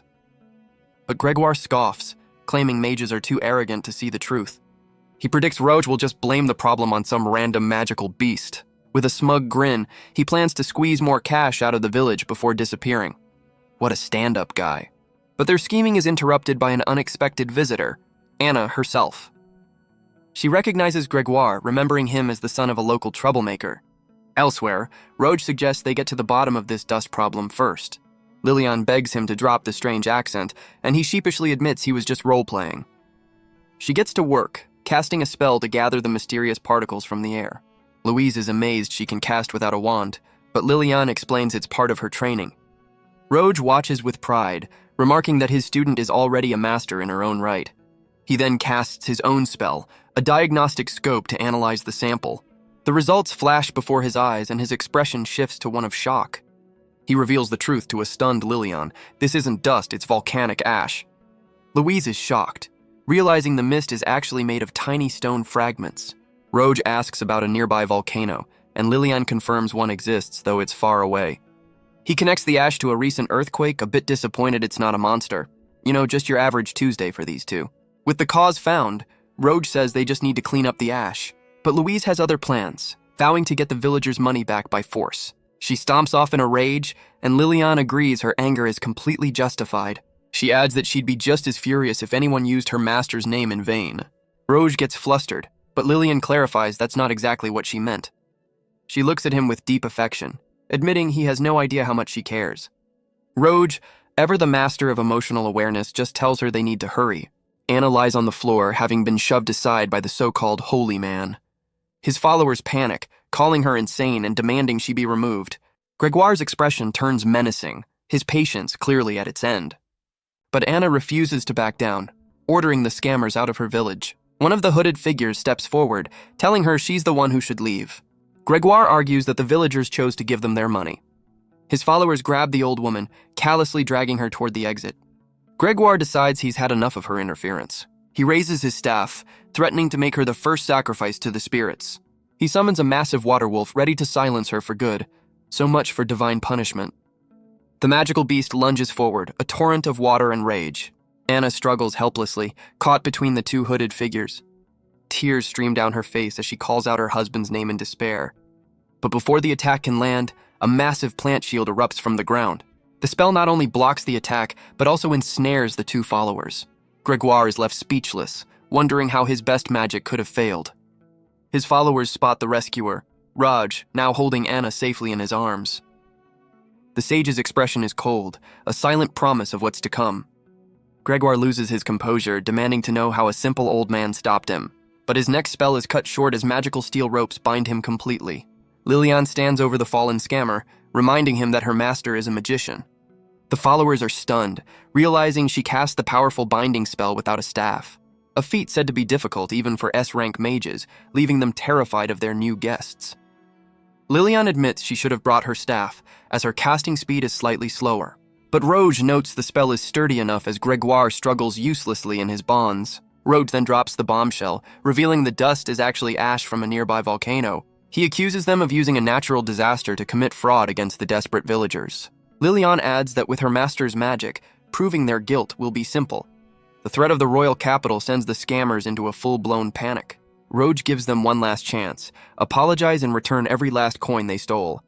Roge can't help but let out a hearty laugh at the scammer's predicament. One of the followers tries to save face, mocking the villagers for being so easily fooled. Gregoire laughs nervously, claiming the simple folk wouldn't understand the truth anyway. But his words fall on deaf ears as the furious villagers surround him, tools in hand. His smug expression vanishes as one of the villagers repeats his own words back to him. They agree they're not educated enough to understand his excuses, and no amount of explaining is going to calm their righteous anger. A final scream echoes from the tent as the villagers deliver some much-needed moral education. The scene shifts to a memory of what this village once was and will be again. A place of hard work and hope where people toiled under the sun for a better future. Gregoire, now dressed as a farmer, feels his heart has been cleansed by honest labor. The villagers ensure the scammers work off their debt, one harvest at a time. With a single spell, Roge restores the desecrated cemetery in a brilliant flash of light. Louise thanks them for everything, grateful to have her home and village back. Filled with new purpose, she runs off to tend the fields as Roge watches thoughtfully. He stands at a distance, observing Anna as she finally visits her husband's grave in peace. Later, Lilian approaches Louise, telling her she did an incredible job. She acknowledges how difficult it must have been to fight that battle all by herself. But Louise just smiles, saying she always knew they were bad guys. Lilian is amazed. She admits that at Louise's age, she was far more hopeless and lost. Lilian confesses she nearly went crazy from homesickness when she was away from her master. Louise is moved by her honesty, calling her truly admirable for her dedication. The young woman then decides to share a secret of her own. She reveals that since her grandfather's death, Anna's dementia has gotten much worse. Her parents, who work in the capital, suggested moving Anna there with them. But Louise knew her grandparents would never want to leave the home they built together. Lilian is stunned, realizing the heavy burden this young woman has been carrying. Louise clenches her fist, vowing to be strong and protect her grandfather's legacy. But her resolve wavers as she admits that Anna is gradually forgetting everything. She fears the day her grandmother will forget her, the farm, and even the man she loved. Tears stream down her face as she confesses her fear of the future. Lilian is stunned by the young woman's heartbreaking vulnerability. Louise admits she's just grateful that Anna's love for Klaus remains unshaken. Overcome with empathy, Lilian pulls her into a tight, comforting hug. As they stand together, Anna's voice calls out to Roge from the cemetery. She tells him that when he arrived, she truly believed Klaus had come back to life. Standing by the grave, she thanks him for bringing her a moment of impossible joy. Roge is left speechless, unsure how to respond to such a heavy confession. Anna asks what's wrong, but he quickly brushes it off, hiding his own emotions. She then calls him Klaus, asking what he wants for dinner. Well, this is awkward. Roge can only offer a flustered laugh, caught completely off guard by her words. The memory of Klaus lives on, a warm smile captured in a sunlit photograph. The next day, Louise and Anna see them off with a cheerful, heartfelt farewell. Louise promises them a feast of vegetables on their next visit, a promise Lilian happily accepts. The young woman's spirit is infectious, a bright spot in a village on the mend. As they ride away, Lilian reflects on the beautiful love story between Klaus and Anna. She admits she longs for that kind of trusting relationship, catching Roge by surprise. Roge then brings up the inevitable, reminding her that she'll get married someday too. He jokes that he'll be lonely when she does, trying to lighten the mood. Way to make it about you, Sage. But his comment is met with a sudden, sharp glance from his disciple. Her face flushes, a silent rebuke for his thoughtless words. Roge immediately realizes he's stepped on a conversational landmine. He's still trying to process her confession, yet keeps saying the wrong thing. But she blames herself, knowing she was hurt by her own expectations. An uncomfortable silence hangs between them as they walk on. Lilian finally breaks the tension, realizing it's been 2 months since they left. Roge can only hope their former companion hasn't been kicked out yet. The scene shifts to the grand royal capital of the Dolga Kingdom. We arrive at the Royal Medical Corps headquarters, inside the commander's office, where Bernard is currently struggling with his formal attire. Fashion is pain, apparently. Bernard tells his new apprentice to stop complaining, his focus already on the lab results. Lodboy argues he's been working non-stop, but Bernard offers a very sharp rebuttal. He dismisses a mountain of paperwork, prioritizing the anti-miasma vaccine above all else. The young noble is left stunned, realizing his new mentor is a far cry from the easygoing sage. Two other medics cheerfully greet their director upon his return. Bernard, now in more casual clothes, apologizes to his team for being away so long. They welcome him back, and he assures them the situation in Wakono is completely resolved. Lodboy presents a report, confirming no major issues arose in his absence. But Bernard cuts straight to the chase, asking for an update on the nanomachine analysis. He grows impatient, reminding his subordinate that the miasma samples were top priority. The medics exchange confused glances, a sense of unease filling the room. Bernard explains he sent a team ahead with the crucial miasma samples, but his subordinate nervously reports that only Bernard's group has returned. Bernard's mind flashes back, certain he entrusted the samples to Constanze. He demands to know where she is, only to learn she never arrived. A wave of shock hits Bernard and Lodboy as the grim reality sets in. Elsewhere, a lone medic lies unconscious by a river, groaning in pain. Constanze stands over him, her expression distant and exhausted. She calls out to her fallen senior, her breath ragged with exertion and fear.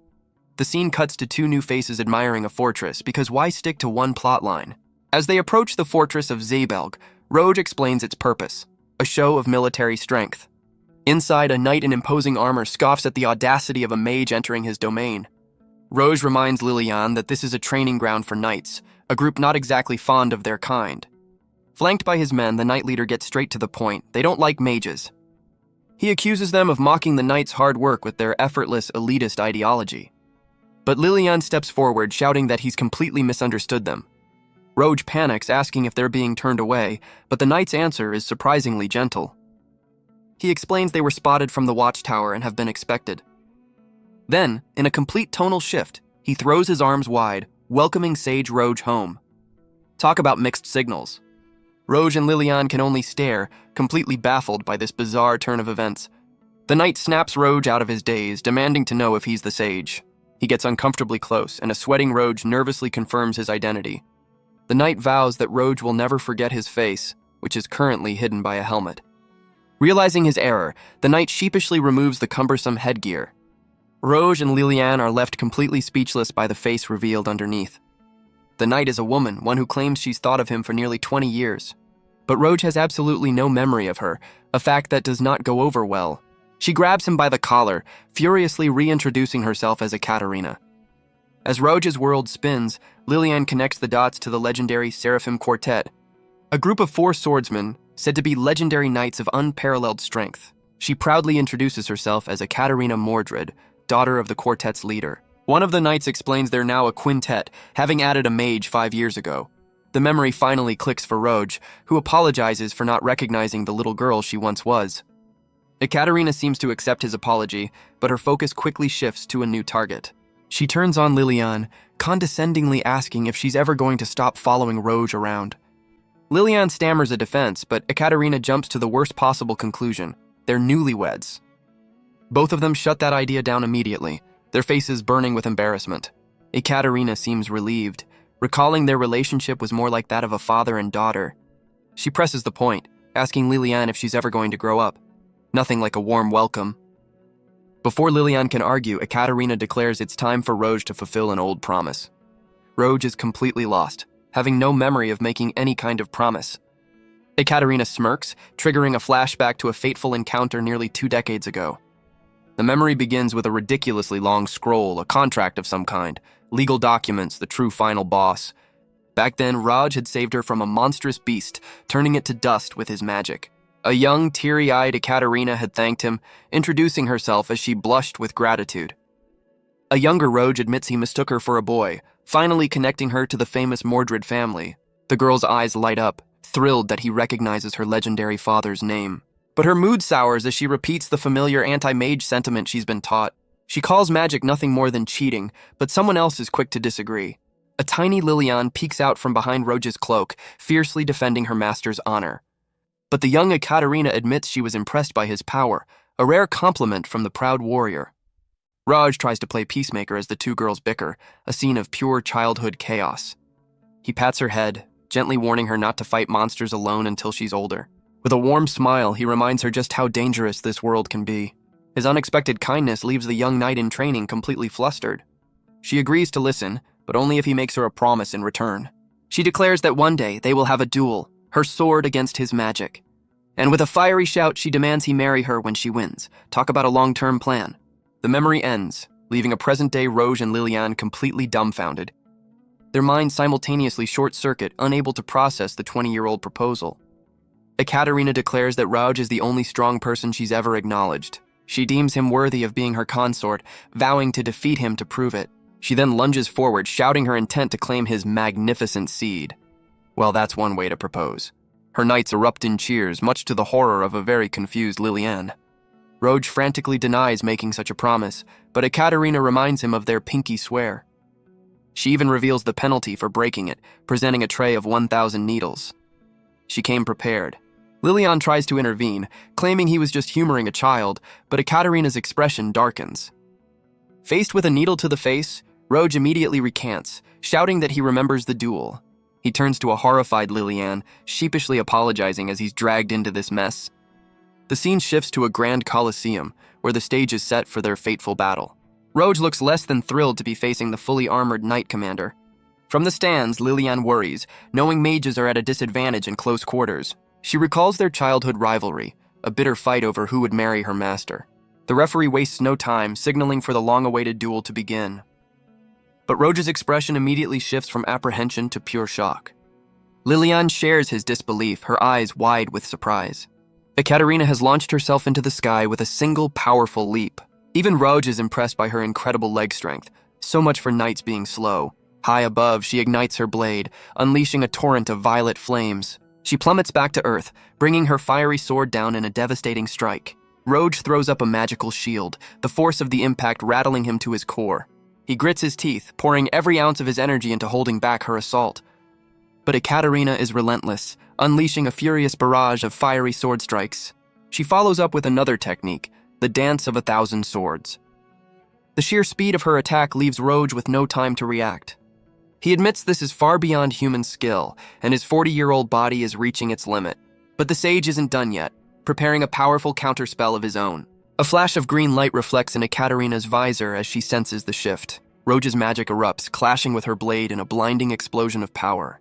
The knight is caught completely off guard by the unexpected magical backlash. The force of the blast sends Ekaterina skidding across the arena floor.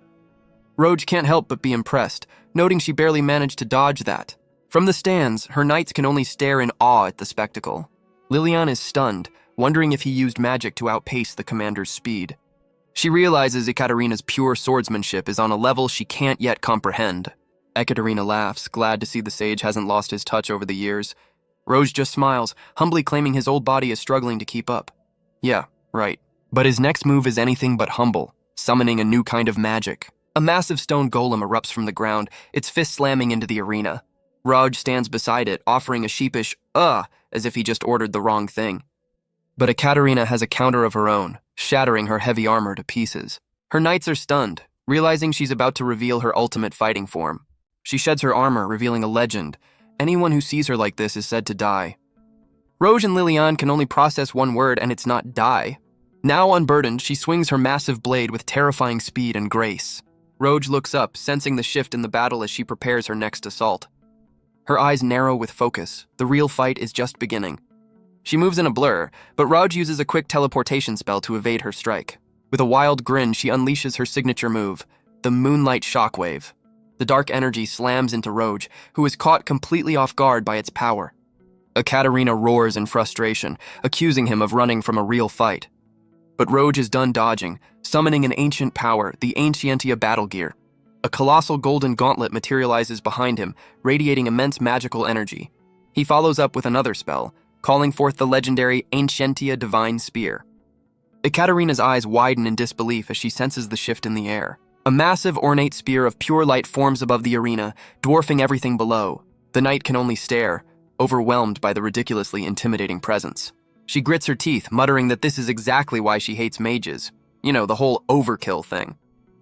From the stands, Lilian watches in absolute awe, her mind reeling from the spectacle. She recognizes the ancient weapon, wondering just how much power her master unleashed to create it.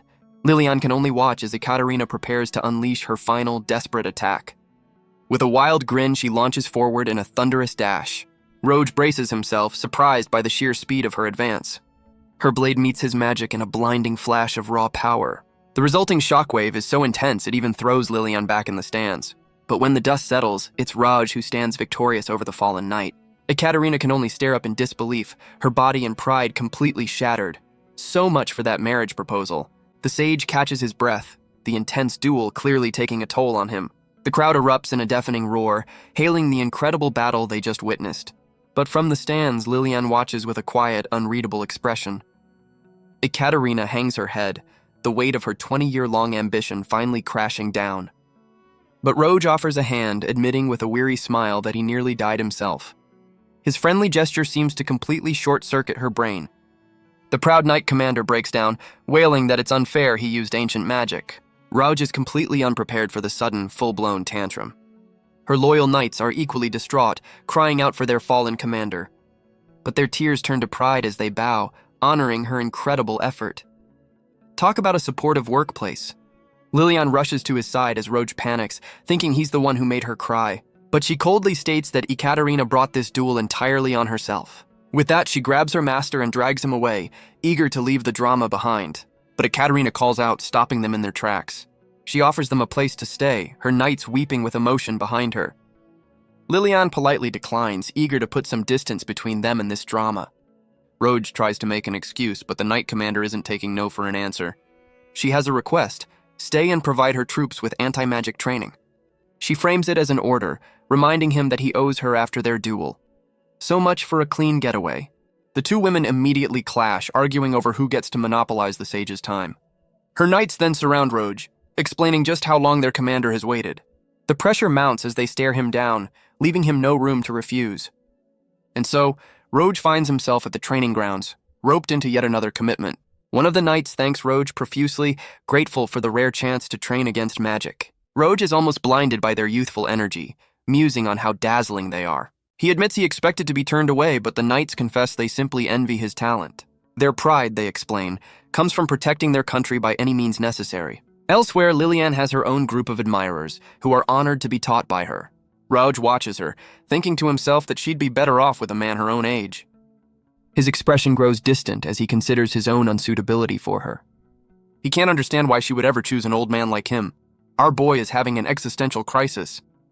As the sun sets over the fortress, Lilian suggests it's finally time for them to leave. But Roj seems distracted by the sounds of training, lost in his own troubled thoughts. She reminds him they've been there for 4 days, suggesting it's finally time to leave. Roj admits the pressure is intense, but Lilian suddenly asks if he's always liked Ekaterina. She continues, praising the knight commander as a strong and reliable companion.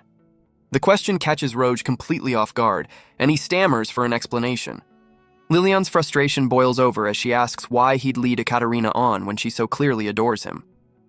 Her pointed question leaves the sage completely stunned and at a loss for words, but her anger quickly fades to embarrassment, a deep blush coloring her cheeks. Raj can only manage a flustered apology, but their conversation is cut short. A red-haired knight grabs him, eagerly inviting him to her next training session. He's just that popular, apparently. But Lilian steps between them, declaring her master is tired and she'll take his place. The red-haired knight scoffs, telling Lilian she should focus on getting stronger. Ekaterina joins in, mocking Lilian's frail body, but the young mage fires right back. The two women turn their fury on the poor knight caught between them, a classic case of wrong place, wrong time. Deciding he's had enough of this, Roj grabs Lilian and teleports them both away. Ekaterina is left fuming, muttering about her disdain for magicians and their tricks. Later, Ekaterina asks how Lilian can be so confident, and the mage's answer is simple. She trains to be worthy of Roj. But the knight commander cuts deep, reminding Lilian that she still lost the duel. Lilian admits with a blush that her entire life has been dedicated to becoming like her master. Ekaterina claims to know Roj better, having watched his greatness from afar for years. But Lilian breaks down, crying that she knows she'll never reach his level. Ekaterina stands over her, a long silence hanging in the air. She finally speaks, telling Lilian to never treat her as an equal. The knight scoffs at the idea that the power gap with Roge even matters. She calls Lilian a coward, someone who has been spoiled by the sage's kindness.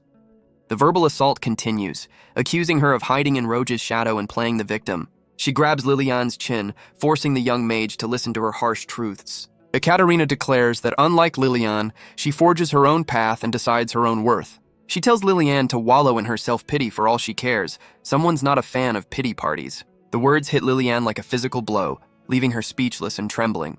But as the tears fall, Lilian admits to herself that every single word was true. The scene shifts to a meal, where Ekaterina tries to feed a flustered Roge. She warns him about the perils of old age, insisting he needs the protein. He desperately looks to Lilian for help, but she's pointedly ignoring him.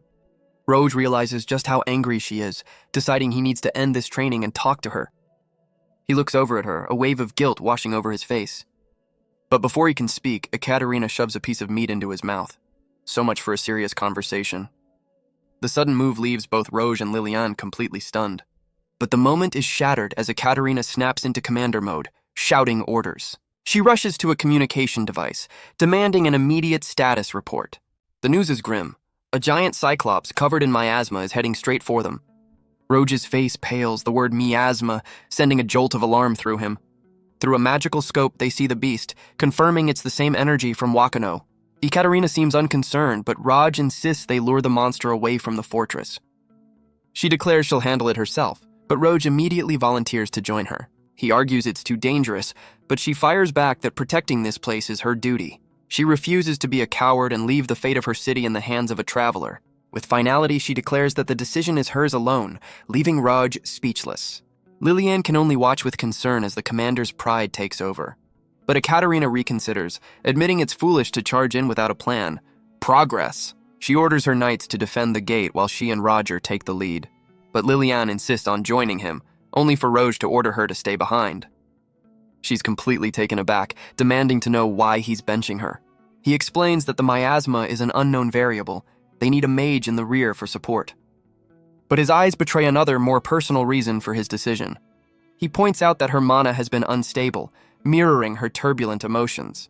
His mind flashes back to her jealous outburst, and the pieces finally click into place. The realization that he's the cause leaves him a flustered, blushing mess.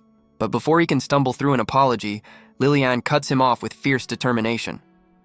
She clarifies that she understands he's entrusting her with the rear guard, not sidelining her.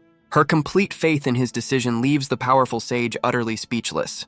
Roge's mind races, trying to figure out why he's suddenly so embarrassed.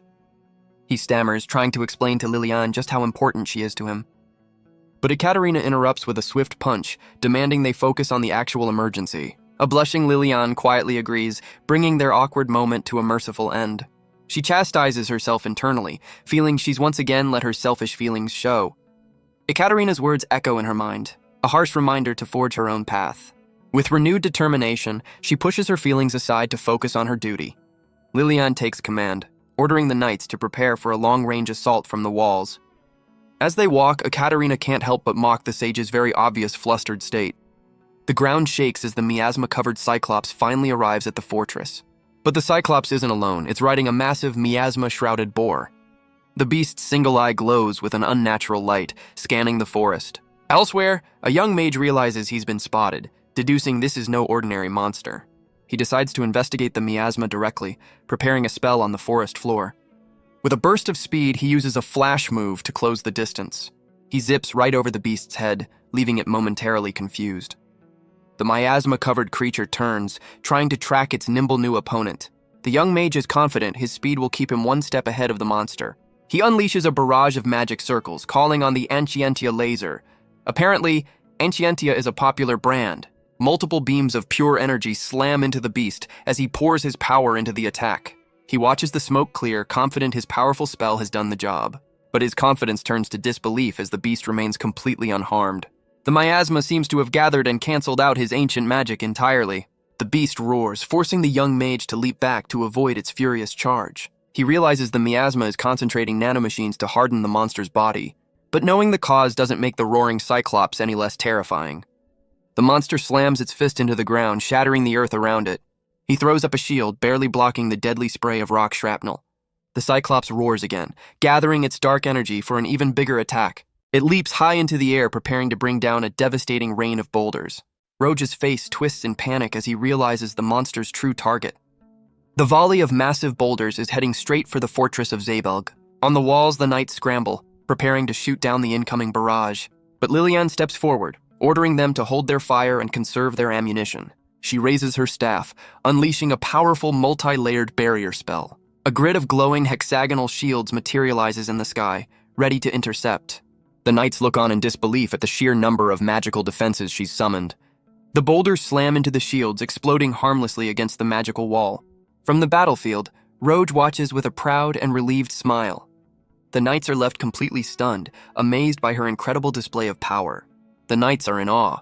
Not a single crack has appeared on the fortress walls. Lilian catches her breath, the massive spell having taken a clear toll on her stamina. From the battlefield, Roge smiles with pride, knowing his student has succeeded. The miasma-covered boar roars in frustration as Raj analyzes its defensive properties. He admits he can't do this alone and casts Ancientia Bind, trapping the beast in golden rings. Roge realizes the miasma only reacts to attacks, forming a plan to concentrate its power. He unleashes another Ancientia laser, focusing the beam on a single point. His expression is one of pure focus as he pours his energy into the attack. The beam collides with the miasma, but Roge knows he needs to push it even further. He roars internally, demanding more power as the laser intensifies into a blinding light. Roge grits his teeth, pushing every last bit of mana into the spell. The concentrated beam slams into the miasma, creating a blinding explosion.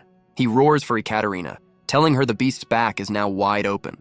The Knight Commander launches herself into the air, ready to strike. Her eyes glow with power as she unleashes her thunderous dash. She follows up with a second form, a devastating downward slash. The miasma-covered boar can only roar as the blade finds its mark. Ekaterina's focus is absolute, her entire being poured into this one strike. Roge can only watch, completely spent from his magical assault. As she lands, he can't help but be impressed by her overwhelming power.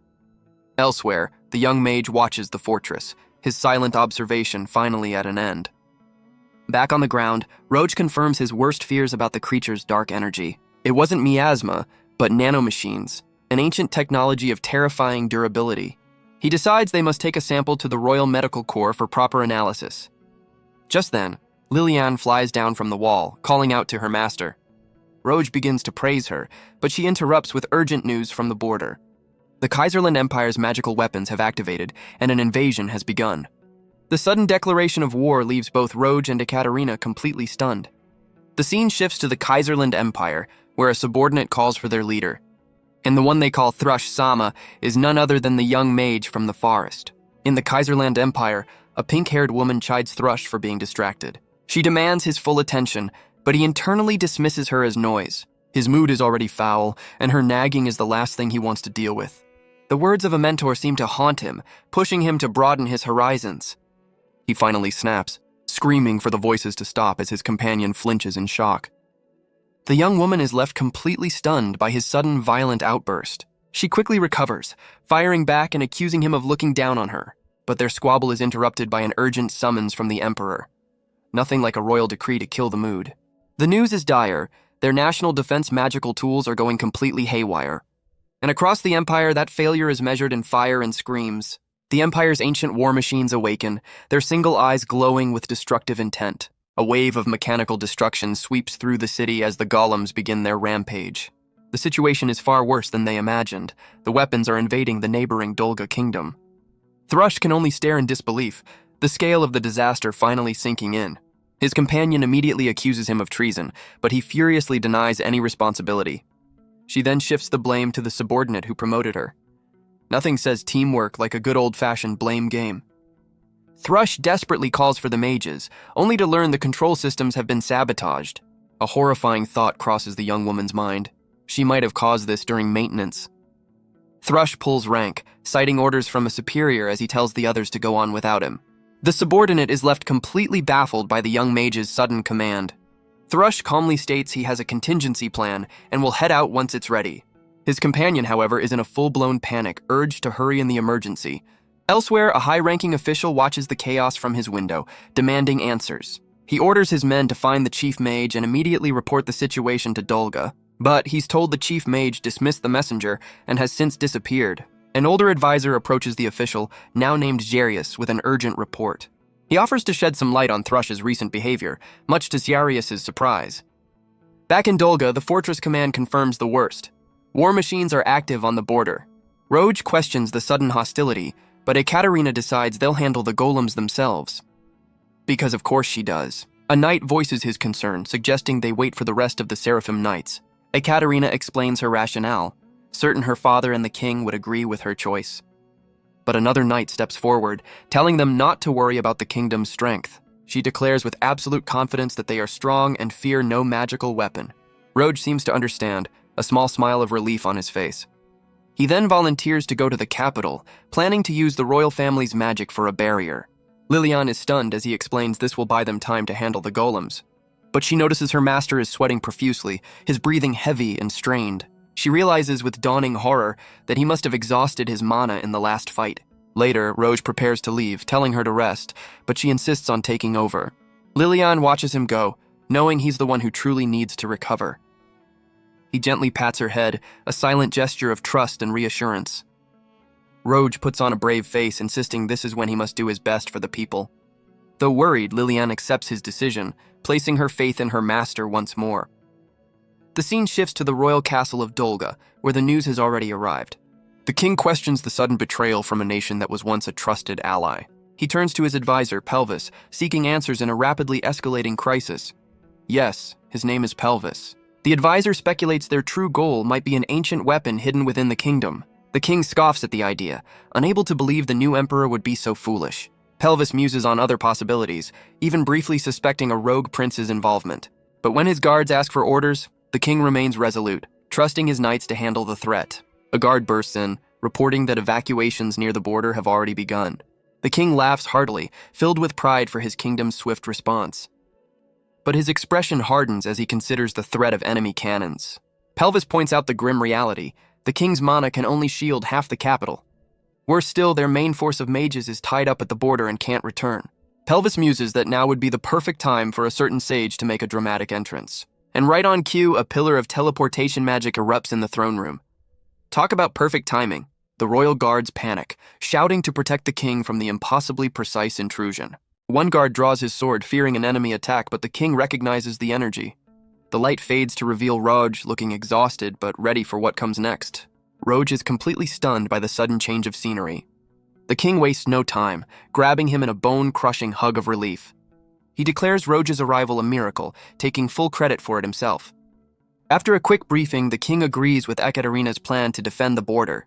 He confirms they need Roge's help and is told the magic circle is ready on the roof. As they head upstairs, Roge questions the motive behind Kaiserland's sudden attack. The king has no answers, leaving Roge to ponder the escalating crisis. But Pelvis interrupts, revealing a recent incident during his visit to the Empire. The word accident immediately puts Roge on high alert. The advisor explains he was attacked but kept it quiet to avoid an international incident. So much for diplomacy. The king demands answers, his patience clearly worn thin by the secrecy.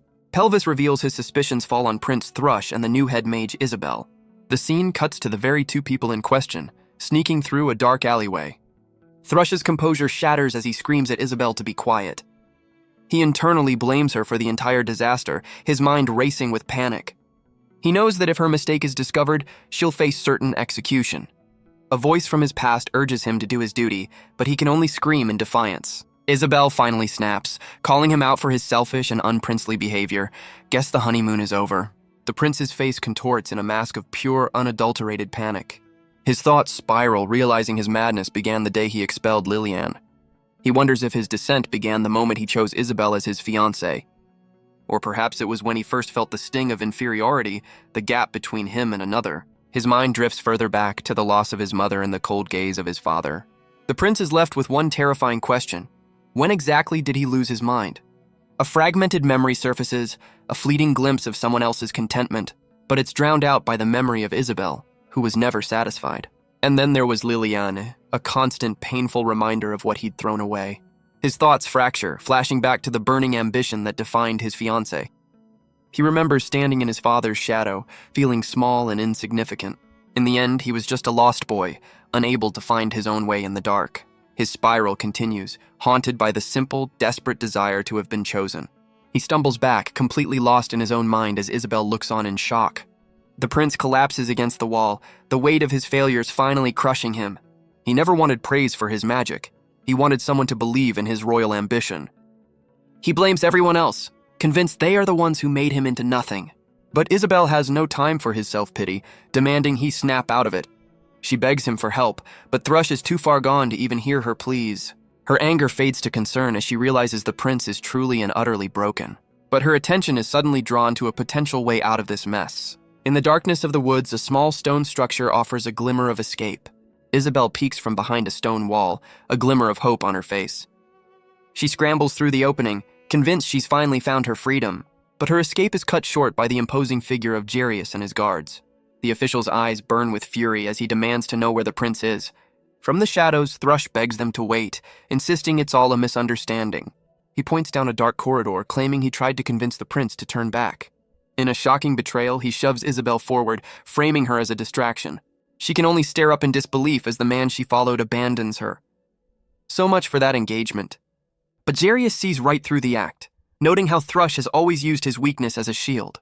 The prince's panic fades into a cold smirk, surprised that Jarius ever cared at all. Jarius lays out their crimes, disrespecting Pelvis, expelling Lilian, and Isabel's incompetence. But Thrush just smirks, blaming Jarius for not being around to babysit him. Jarius roars back, furious at himself for ever trusting the reckless prince. The insult seems to land, a flicker of anger crossing Thrush's face. He quickly recovers his composure, taunting his overly serious brother. Isabel screams at him to shut up, not appreciating his cavalier attitude. Jarius explains the grim reality. A message has been sent, but war seems inevitable. A conflict of this scale could easily escalate into a devastating world war. And to prevent that, he has one terrible option: find a pair of scapegoats. His solution is simple and brutal: a public execution for them both. Jarius's cold resolve is unwavering as he passes his grim judgment. The sentence sends Isabel into a spiral of terrified denial, screaming that she won't die. With a simple command, he orders his guards to seize the condemned pair. But before they can move, the entire area erupts in a violent inferno. Isabel can only scream as the flames engulf everything around her. In the heart of the blaze, however, Thrush is completely calm. He stands untouched, revealing himself as the master of this fiery chaos. Well, that's one way to snap out of a funk. Even Jarius is stunned, forced to acknowledge his brother's incredible power. Thrush finally speaks, asking his brother to explain his cryptic past advice. He wants to understand what it truly means to broaden his horizons. Thrush accuses Jarius of never understanding, claiming he was chosen from the start. The prince's eyes burn with a desperate question: what is his purpose in this world? Jarius roars back, asking if this chaos is the meaning his brother was searching for.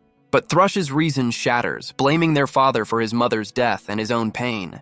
His rage turns to pure jealousy, screaming that Jarius was chosen just for being the firstborn. He desperately tries to justify his actions, demanding to know what truly separates them. The guards can only watch in dismay as the royal family drama unfolds. Jarius looks down on him with pure disdain, calling him a disgrace to their family. As Isabel sobs in the flames, Thrush seems to finally realize the gravity of his tantrum. He resigns himself to his fate, thinking it's better if the whole world burns with him. Isabel sobs, terrified of ending up incompetent and useless. Her deepest fear is to be left unchosen, a thought that triggers a distant memory. The scene shifts to the past, where a young Jarius sits studying alone. He turns his head, sensing a quiet presence in the room. A voice calls out, telling a young Thrush there's no need to hide. The little prince timidly peeks out from behind the grand doors. Jarius pats his head, asking him to keep their meeting a secret from their father. The young Thrush admits he thinks his older brother is lucky to be heir to the throne, but Jarius confesses he's envious of his brother's freedom to play. The grass is always greener, even for royalty. Thrush then asks if studying hard will let him share his brother's burden. The young prince declares that if they share the burden, his brother can play too. The innocent offer leaves a young Jarius completely speechless. But Thrush realizes it's wrong to shirk responsibility, vowing to become king himself. He offers his brother a simple, heartfelt thank you for the thought. Jarius smiles, glad to have a brother he can one day rely on. The memory of that pure, simple moment fills the young prince with joy. But in the present, that memory only brings tears as Thrush completely breaks down. Jarius can only watch, his face a mask of frustration and regret. Reinforcements arrive, urging Jarius to fall back as the prince continues to sob. But Thrush suddenly snaps out of it, grabbing Isabel and making a run for it. So much for brotherly bonding. Sharius can only watch as his brother drags Isabel into the inferno. He roars in frustration, demanding to know what other chaos has been unleashed. A grim realization dawns on him. The Empire's anti-air cannons are likely active. Elsewhere, Thrush demands Isabel open a portal across the border. She panics, warning that a rushed teleportation spell could be a death sentence.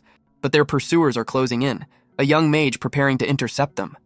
Another young guard throws up a shield, blocking Thrush's fiery escape route. Isabel announces the portal is ready, their desperate escape plan complete. But the look on Thrush's face is no longer one of fear, but of cold intent. Back at the fortress, Lilian watches as enemy magic fills the sky. The invasion has begun. Ekaterina notes that Lilian looks exhausted, but the young mage brushes it off. The Knight Commander then offers a rare moment of gratitude for Lilian's defense of the fortress. Lilian humbly explains she was just inspired by Ekaterina's own determination. The commander seems to accept this, acknowledging that giving one's all is part of being human. On the horizon, the mechanical army of Kaiserland advances, a tide of steel and magic. Ekaterina admits that despite her confidence, her knights are outmatched by the sheer numbers. She swallows her pride, finally asking the young mage for her assistance in the coming battle. The unexpected request leaves Lilian completely stunned. A truce, perhaps? But their conversation is cut short as streaks of light fill the night sky. They immediately recognize the attack, the Empire's dreaded surface-to-air cannons. A knight panics, realizing the cannon fire is aimed directly at the royal capital. But Ekaterina remains surprisingly calm, certain that everything will be fine. Lilian shares her confidence, placing her unwavering faith in her master's presence there. With the capital's defense settled in her mind, she turns her attention to the border. She volunteers to take on the Golem army herself, her resolve now absolute. Meanwhile, in the capital, medical units scramble to prepare for the worst. A senior member sarcastically welcomes a new recruit to the unfolding disaster. Talk about a rough first day. But the recruit's attention is drawn to a strange sound echoing through the night. Outside, the sky is filled with a beautiful, yet terrifying shower of magical lights. On the castle roof, Raj looks up at the incoming barrage, grimly noting the sheer scale of the attack. Pelvis confirms the national barrier isn't ready, and the threat is already within their borders. But Raj stands firm on the rooftop, assuring the advisor he'll manage somehow. He admits to himself that his mana is nearly depleted, but he has no other choice. He closes his eyes, focusing his remaining energy and calling upon the power of Ancientia. A massive, intricate magic circle materializes in the sky, blanketing the entire capital. Even Pelvis is left speechless, stunned by the sheer scale of the instantaneous spell. Roge grits his teeth, pouring every last ounce of his strength into the casting. His eyes snap open with fierce determination, pushing the spell's boundaries even further. The magic circle expands to an impossible size, dwarfing the entire city below. Pelvis realizes in awe that the barrier is larger than the capital itself, a single move to end the assault. With a final roar, Roge unleashes a counterspell of his own, the Meteor Shower. His magic circle erupts, sending a volley of brilliant energy into the night sky. The spell streaks upwards, meeting the rain of enemy cannon fire head-on. The resulting flash is so intense it blinds the onlookers below, even knocking Pelvis off his feet. From the distant fortress, the knights can only watch as a new sun rises over the capital. Pelvis, however, just smiles, looking like he expected nothing less from the sage. Roge's counterattack rains down, neutralizing the threat before it ever reached the city. He finally catches his breath, confirming with a weary smile that he got them all. But there's no time to rest. A guard announces the national barrier is ready for casting. The man's to-do list is getting ridiculous. Pelvis can't comprehend it, wondering how Roge has any mana left after everything he's just done. Pelvis can only stare, wondering what kind of training could create such a monster.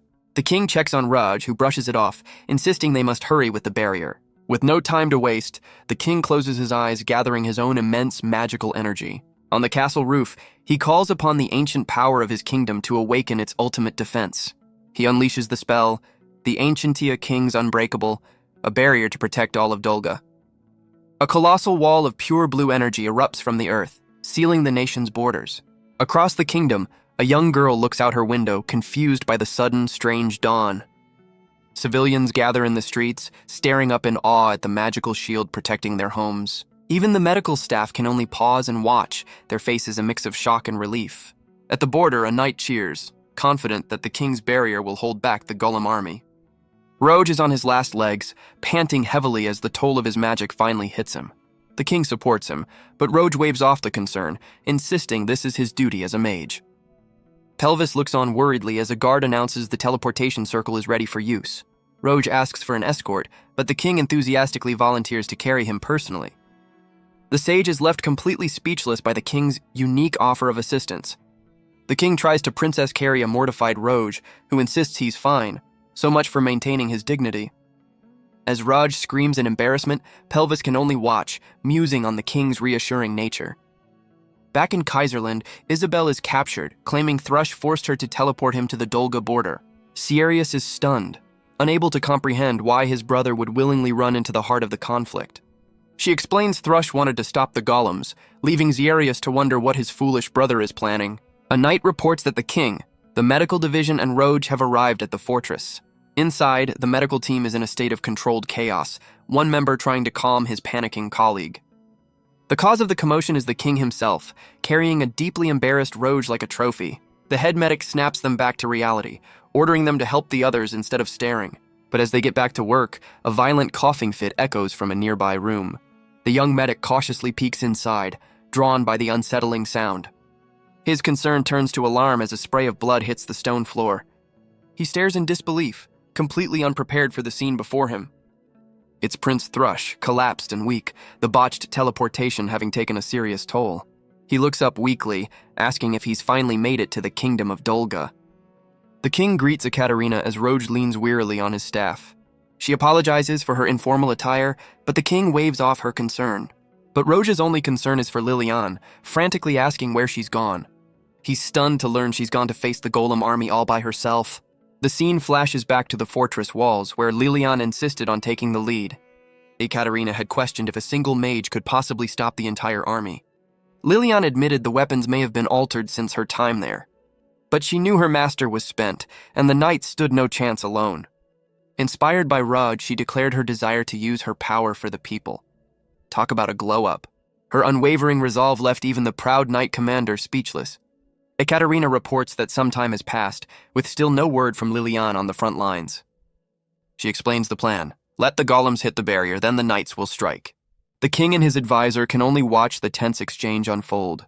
But Roj's worry boils over, and he decides he has to go after her.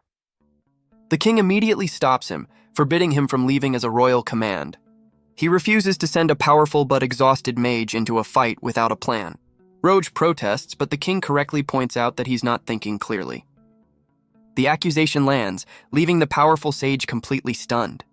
He grips his staff, wondering why he's losing his composure so easily. His mind flashes back to Lilian's words, her determination a mirror of his own past.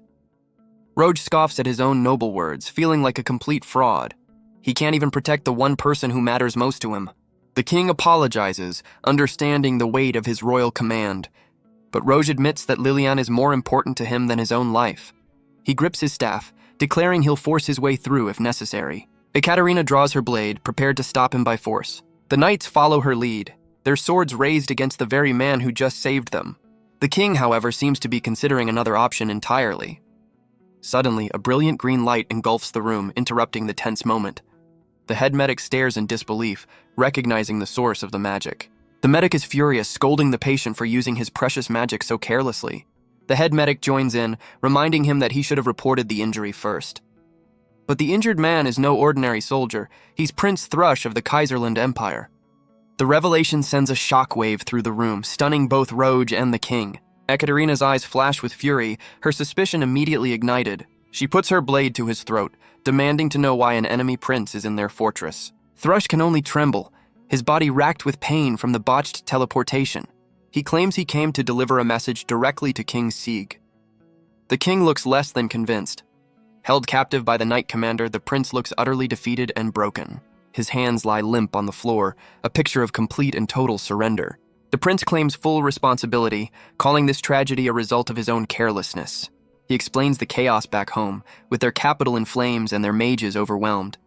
With desperation in his voice, he insists that his empire never wanted this war. He prostrates himself on the floor, begging for Dolga's help to stop the rampaging weapons. King Sieg looks down at him, his face an unreadable mask of stone.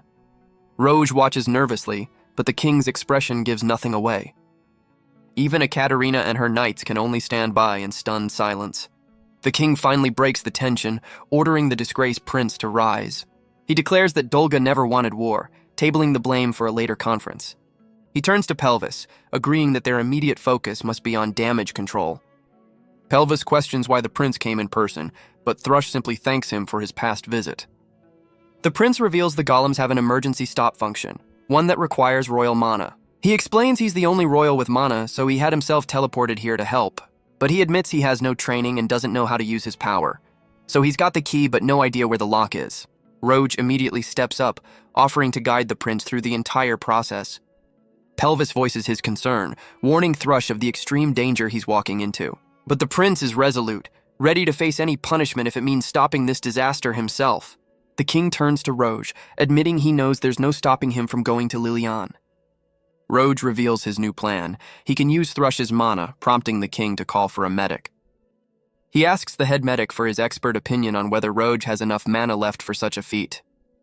The head medic gets right in Roge's face, demanding an honest report on his condition.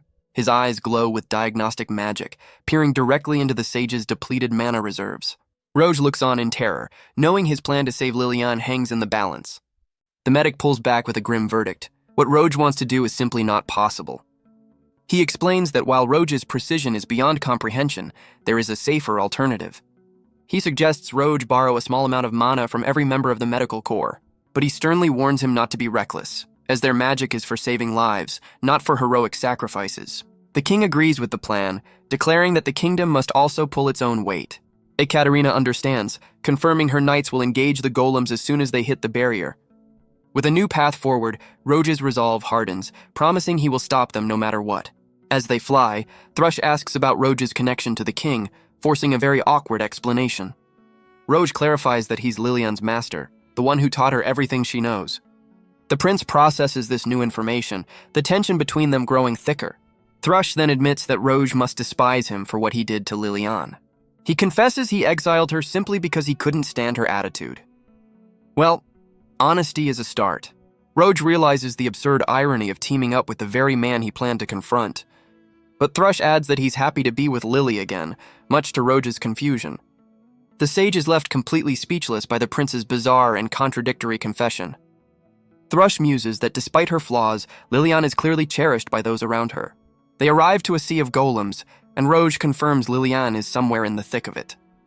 On the battlefield, Lilian unleashes a complex web of magic against a colossal golem. But her eyes widen in panic as she realizes the spell's formula is beyond her. She fears she's failing again, with the golem army mere minutes from the barrier.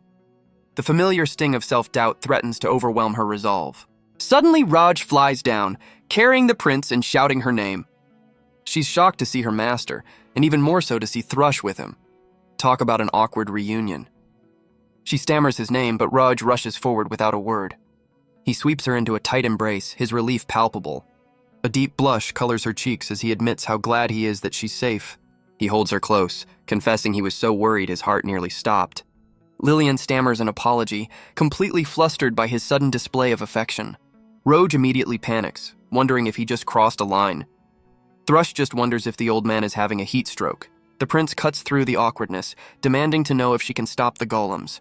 Lilian explains the magic circle controlling the golem is impossibly complex. Roge gets a look for himself and is stunned by the absurdly intricate spell work. Thrush suspects it's Isabel's doing, a spell written in a secret court language. Roge is floored, realizing Lilian has mastered these incredibly difficult magical languages. She reveals her plan. A momentary opening is all she needs to overwrite the system. But the trio stands before a colossal golem, the task looking more impossible by the second. Roge casually mentions he heard these things are also trashing Kaiserland, much to Lilian's shock.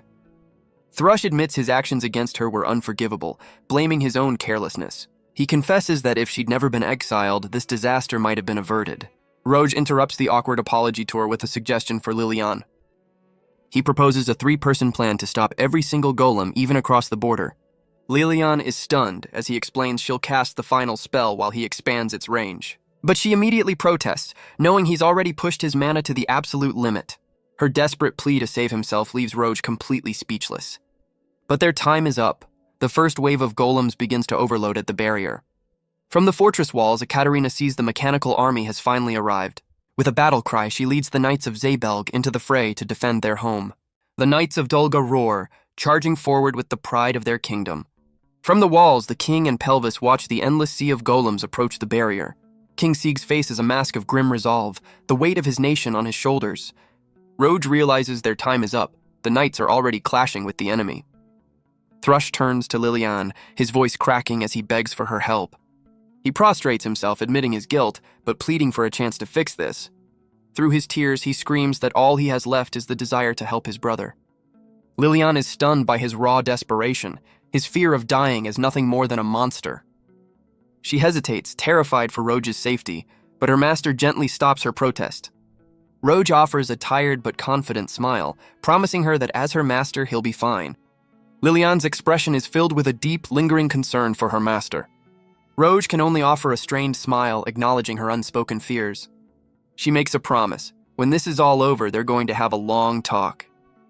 She asks if he'll truly listen this time, her words hitting him with unexpected weight. His answer is simple and immediate, a promise to finally hear her out. The sincerity in his voice leaves her completely flustered and blushing. With the pact sealed, Thrush begins the incantation, calling on Kaiserland's guardians. A blinding light erupts from the main golem, the emergency stop sequence activating. Roj's staff flares with borrowed energy, preparing to amplify the spell's reach. Meanwhile, Ekaterina roars from the front lines, ordering all her knights to stop. From the fortress walls, King Sieg can only watch, his voice filled with concern for Roj. A colossal magic circle erupts, its brilliant blue light flooding the entire battlefield. The spell descends upon the golem army, draining the dark energy from their cores. Back in Kaiserland, a subordinate calls out to Jarius with an urgent report. He explains the golems have stopped, and a magic circle has covered the entire country. Jarius is stunned to hear that all their magical weapons deactivated at the same time. Lilian stares up in awe, completely overwhelmed by the spell's impossible scale. Her eyes narrow with focus as Roj and Thrush pour their combined power into the incantation. Roj grits his teeth, his body trembling from the sheer force he's channeling. But Lilian can only watch with growing dread, clutching her staff in worry for her master. The three mages stand as one, their combined power focused on a single goal.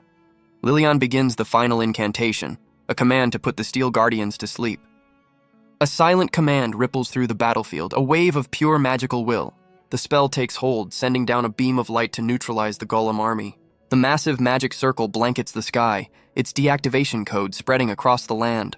Back in Kaiserland, Jarius rushes to witness the unbelievable event firsthand. He stares up at the sky, completely stunned by the impossible scale of the magic. He can only wonder if he's witnessing a miracle as the spell covers his entire nation. In the capital, the rampaging golems fall completely silent, their rampage over. Well, that's one way to clean up a mess. From the fortress walls, Ekaterina looks on, acknowledging that they've done it. Ekaterina offers a rare smile, finally acknowledging Lilian as a worthy equal. On the fortress walls, the king and Pelvis share a hearty laugh of pure relief. Even the medical corps can relax, their services thankfully no longer needed. As the spell fades, the three mages are left completely drained on the battlefield. Roj turns to his student, his voice filled with exhaustion and concern.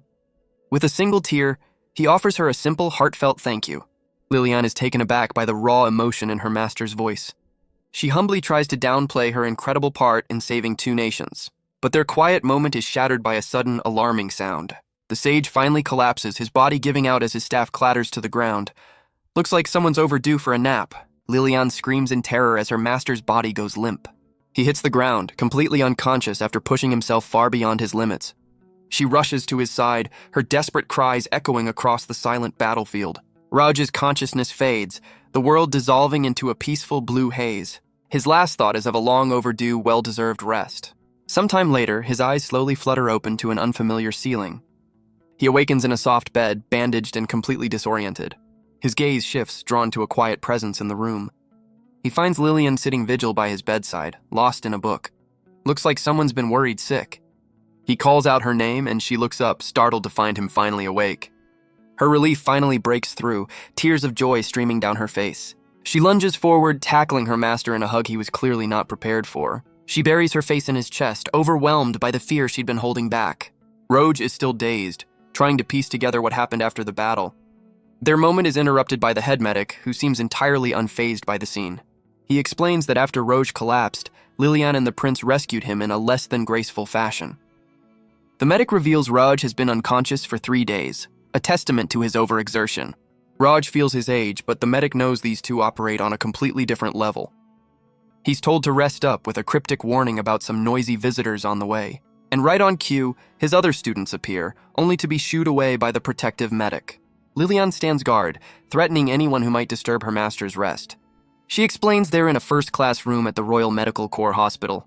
Roj tries to downplay his condition, but she reminds him it was life-threatening. As they look out at the sunset, she quietly confesses how terrified she truly was. Her words leave him speechless, the weight of her fear finally sinking in. He turns to her, admitting that he was scared too, much to her surprise. Lilian can only stare, stunned by his rare and honest confession. Roj immediately gets flustered, turning away to hide his blushing face. So much for the stoic sage routine. But his admission has a profound effect on Lilian, her own cheeks turning red. The two stand in an awkward, blushing silence, the air thick with unspoken feelings. Lilian holds him to his promise, reminding him he agreed to listen to her story. Roj is caught off guard as she confirms he did, her face flushed with emotion.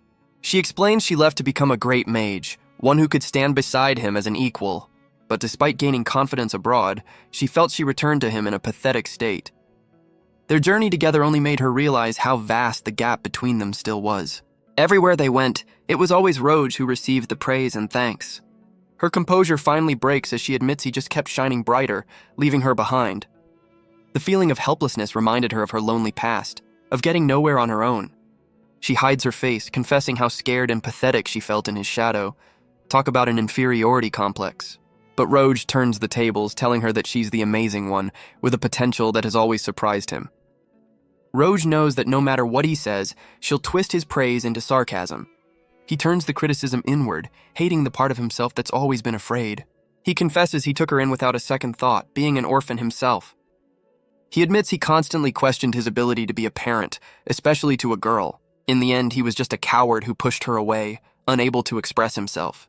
He bows his head, claiming he was just a man praised for doing what he wanted. The master she admired was just an excuse for his failure to be a proper father. Talk about a therapy session. But Lilian counters, saying that without her magic, she wouldn't even exist. Roj looks up, insisting that her past has nothing to do with him.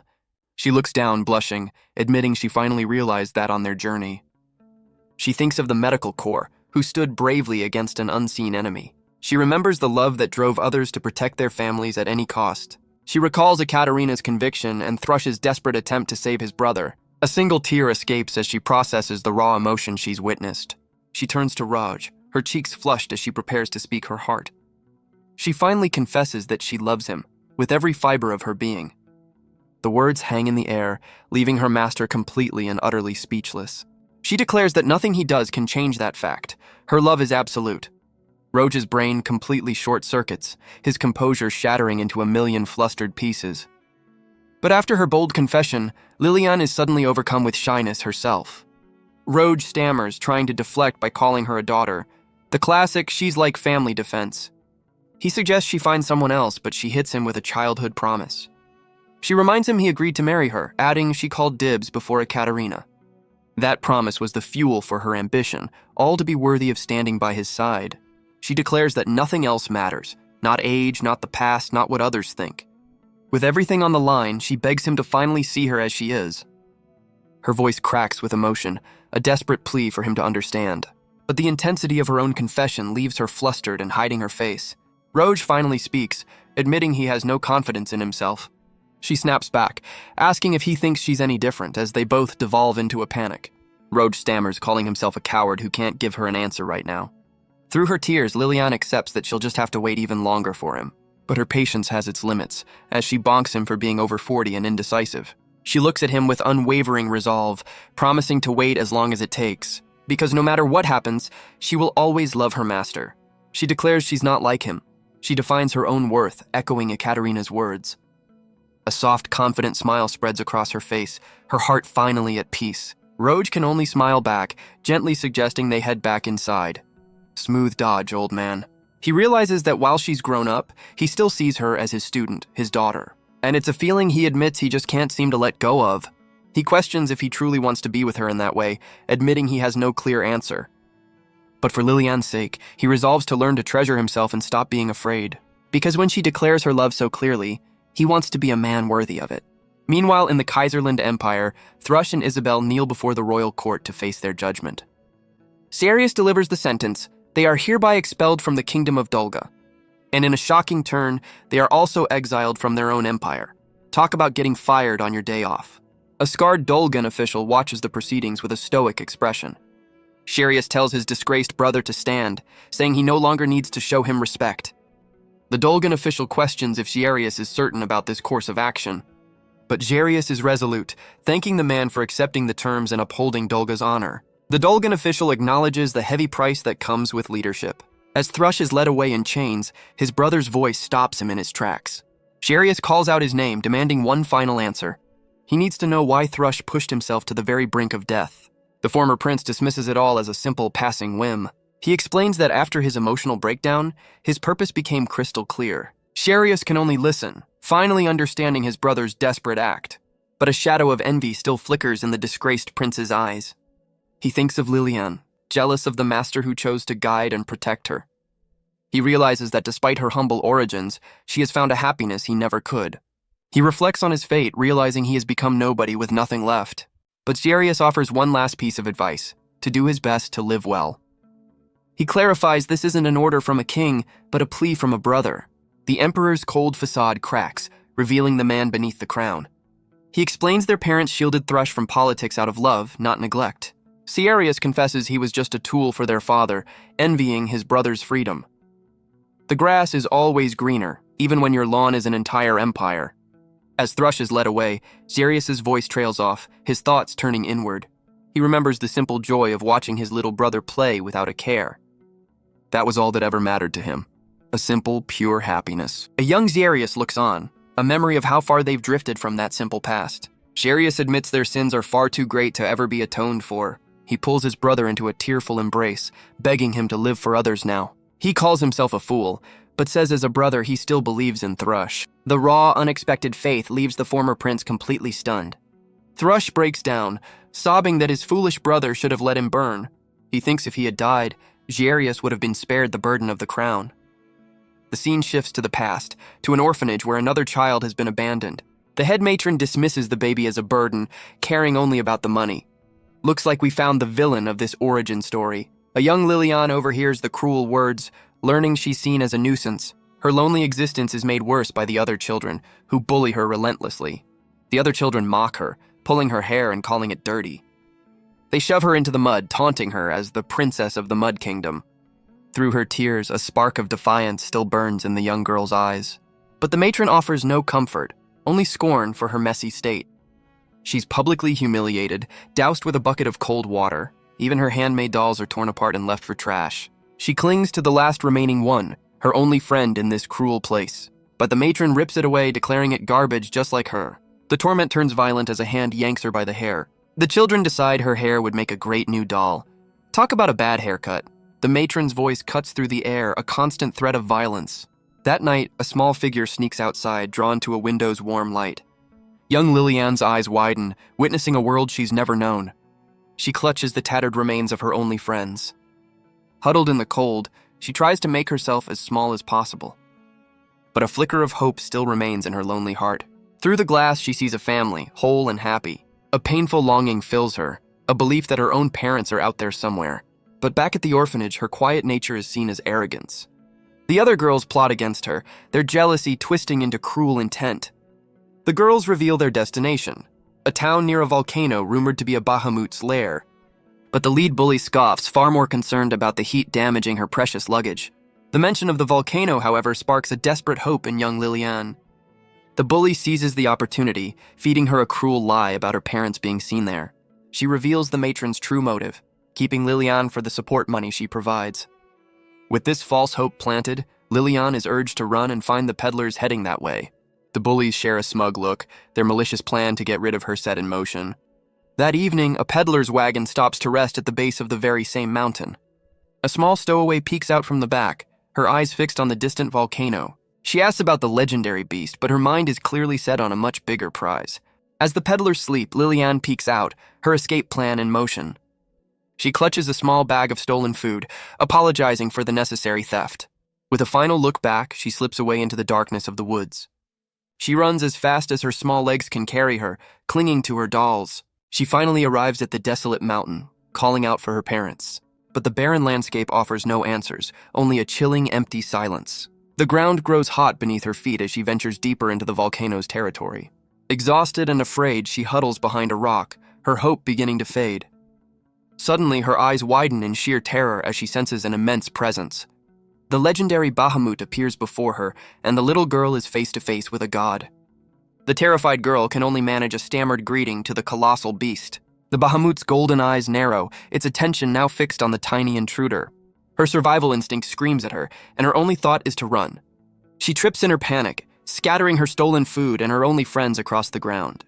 The volcanic heat is suffocating, searing her lungs with every desperate breath. Leaving everything behind, she scrambles deeper into the mountain's caves. The intense heat takes its toll, and a trickle of blood runs from her nose. The Bahamut peers over the rocks, seemingly more interested in her dropped belongings than her.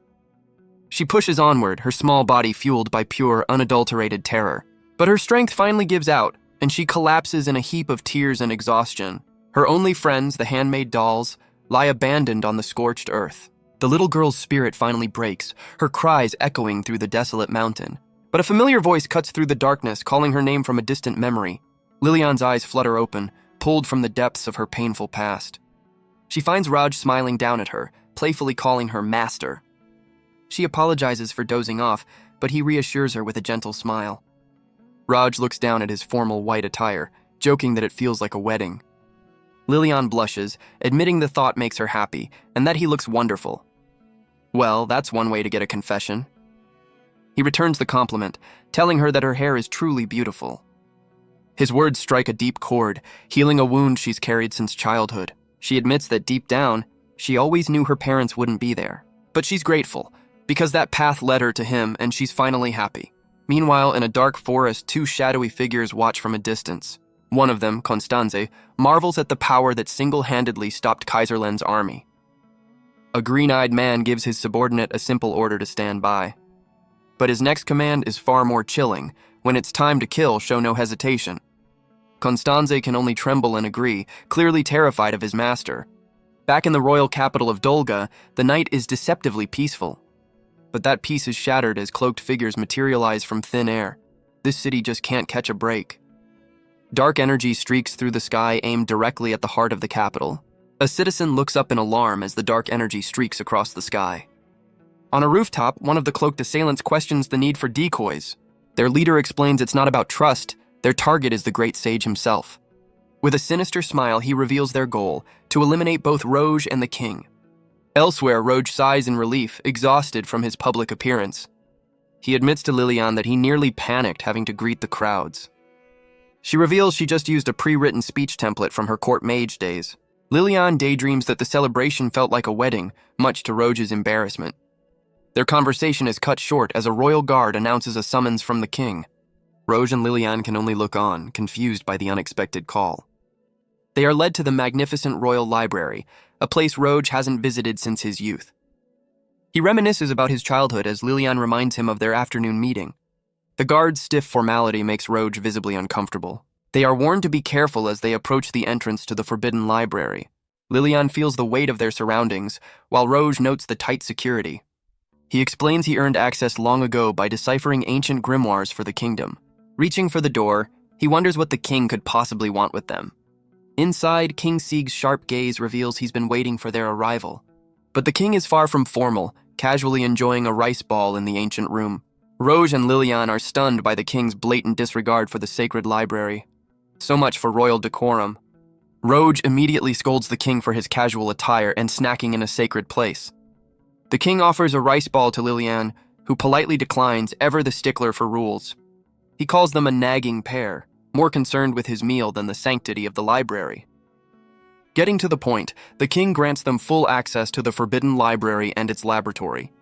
The mood turns serious as he explains a new threat, an ancient miasma appearing across the kingdom.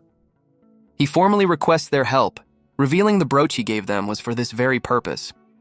The brooch is the Order of Archmage, a symbol of authority that grants them unrestricted access. Rouge breathes a sigh of relief, realizing this official pass will keep the guards off his back. But just as they process the news, the king reveals there's one more thing he needs to give them. He places a small, ornate silver box on the table, its contents a complete mystery.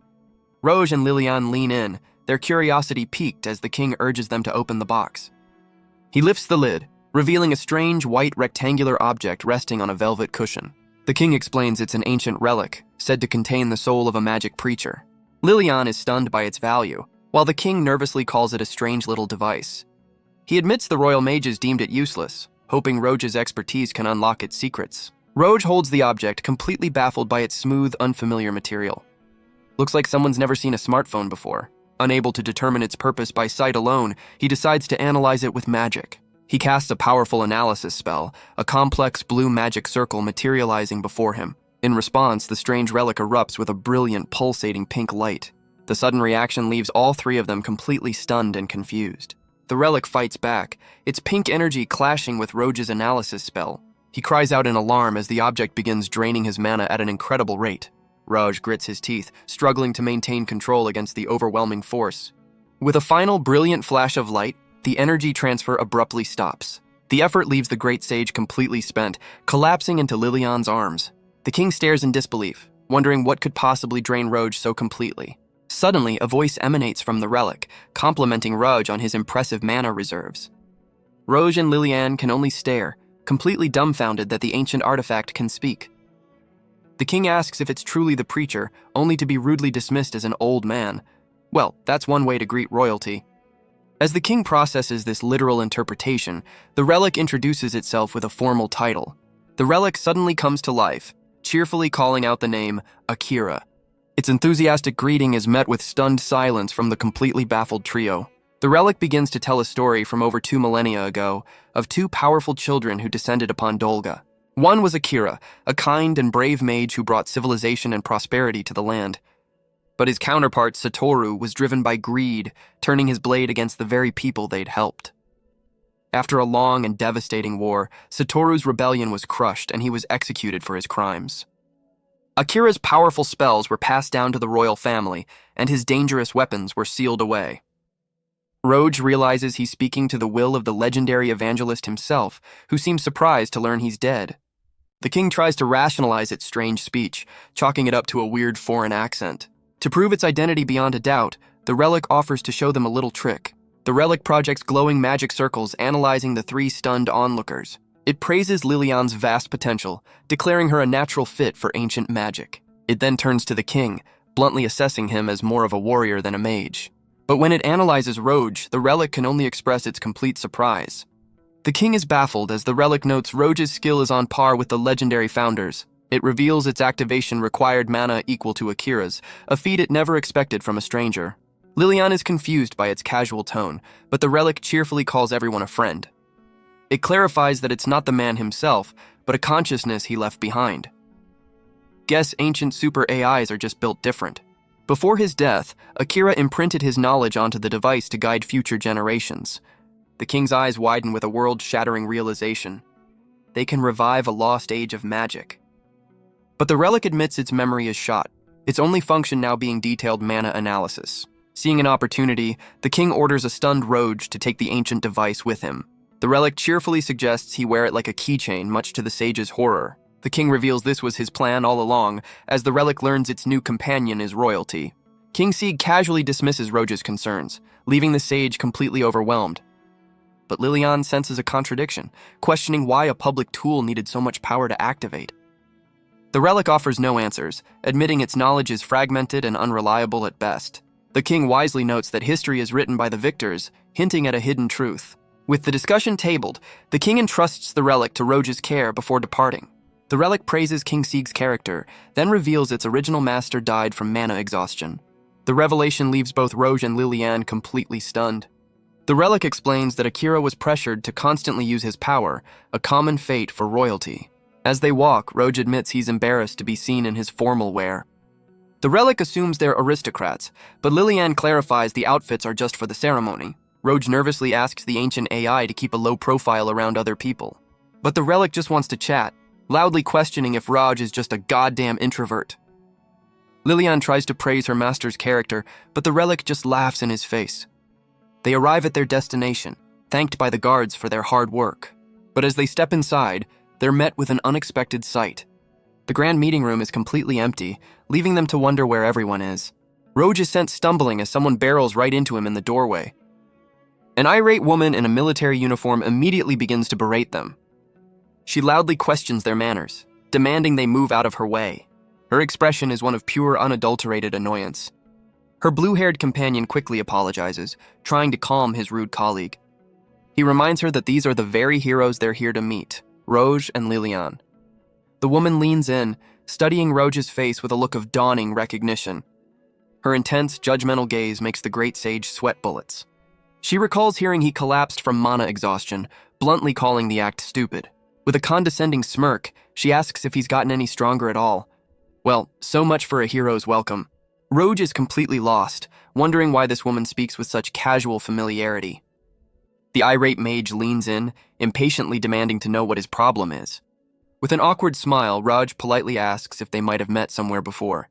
The four of them stand in a tense, awkward silence in the empty hall. His question sends the woman into an absolute rage, her face contorted in disbelief. Lilian whispers an urgent explanation. This is Tia, a top mage he met 2 decades ago.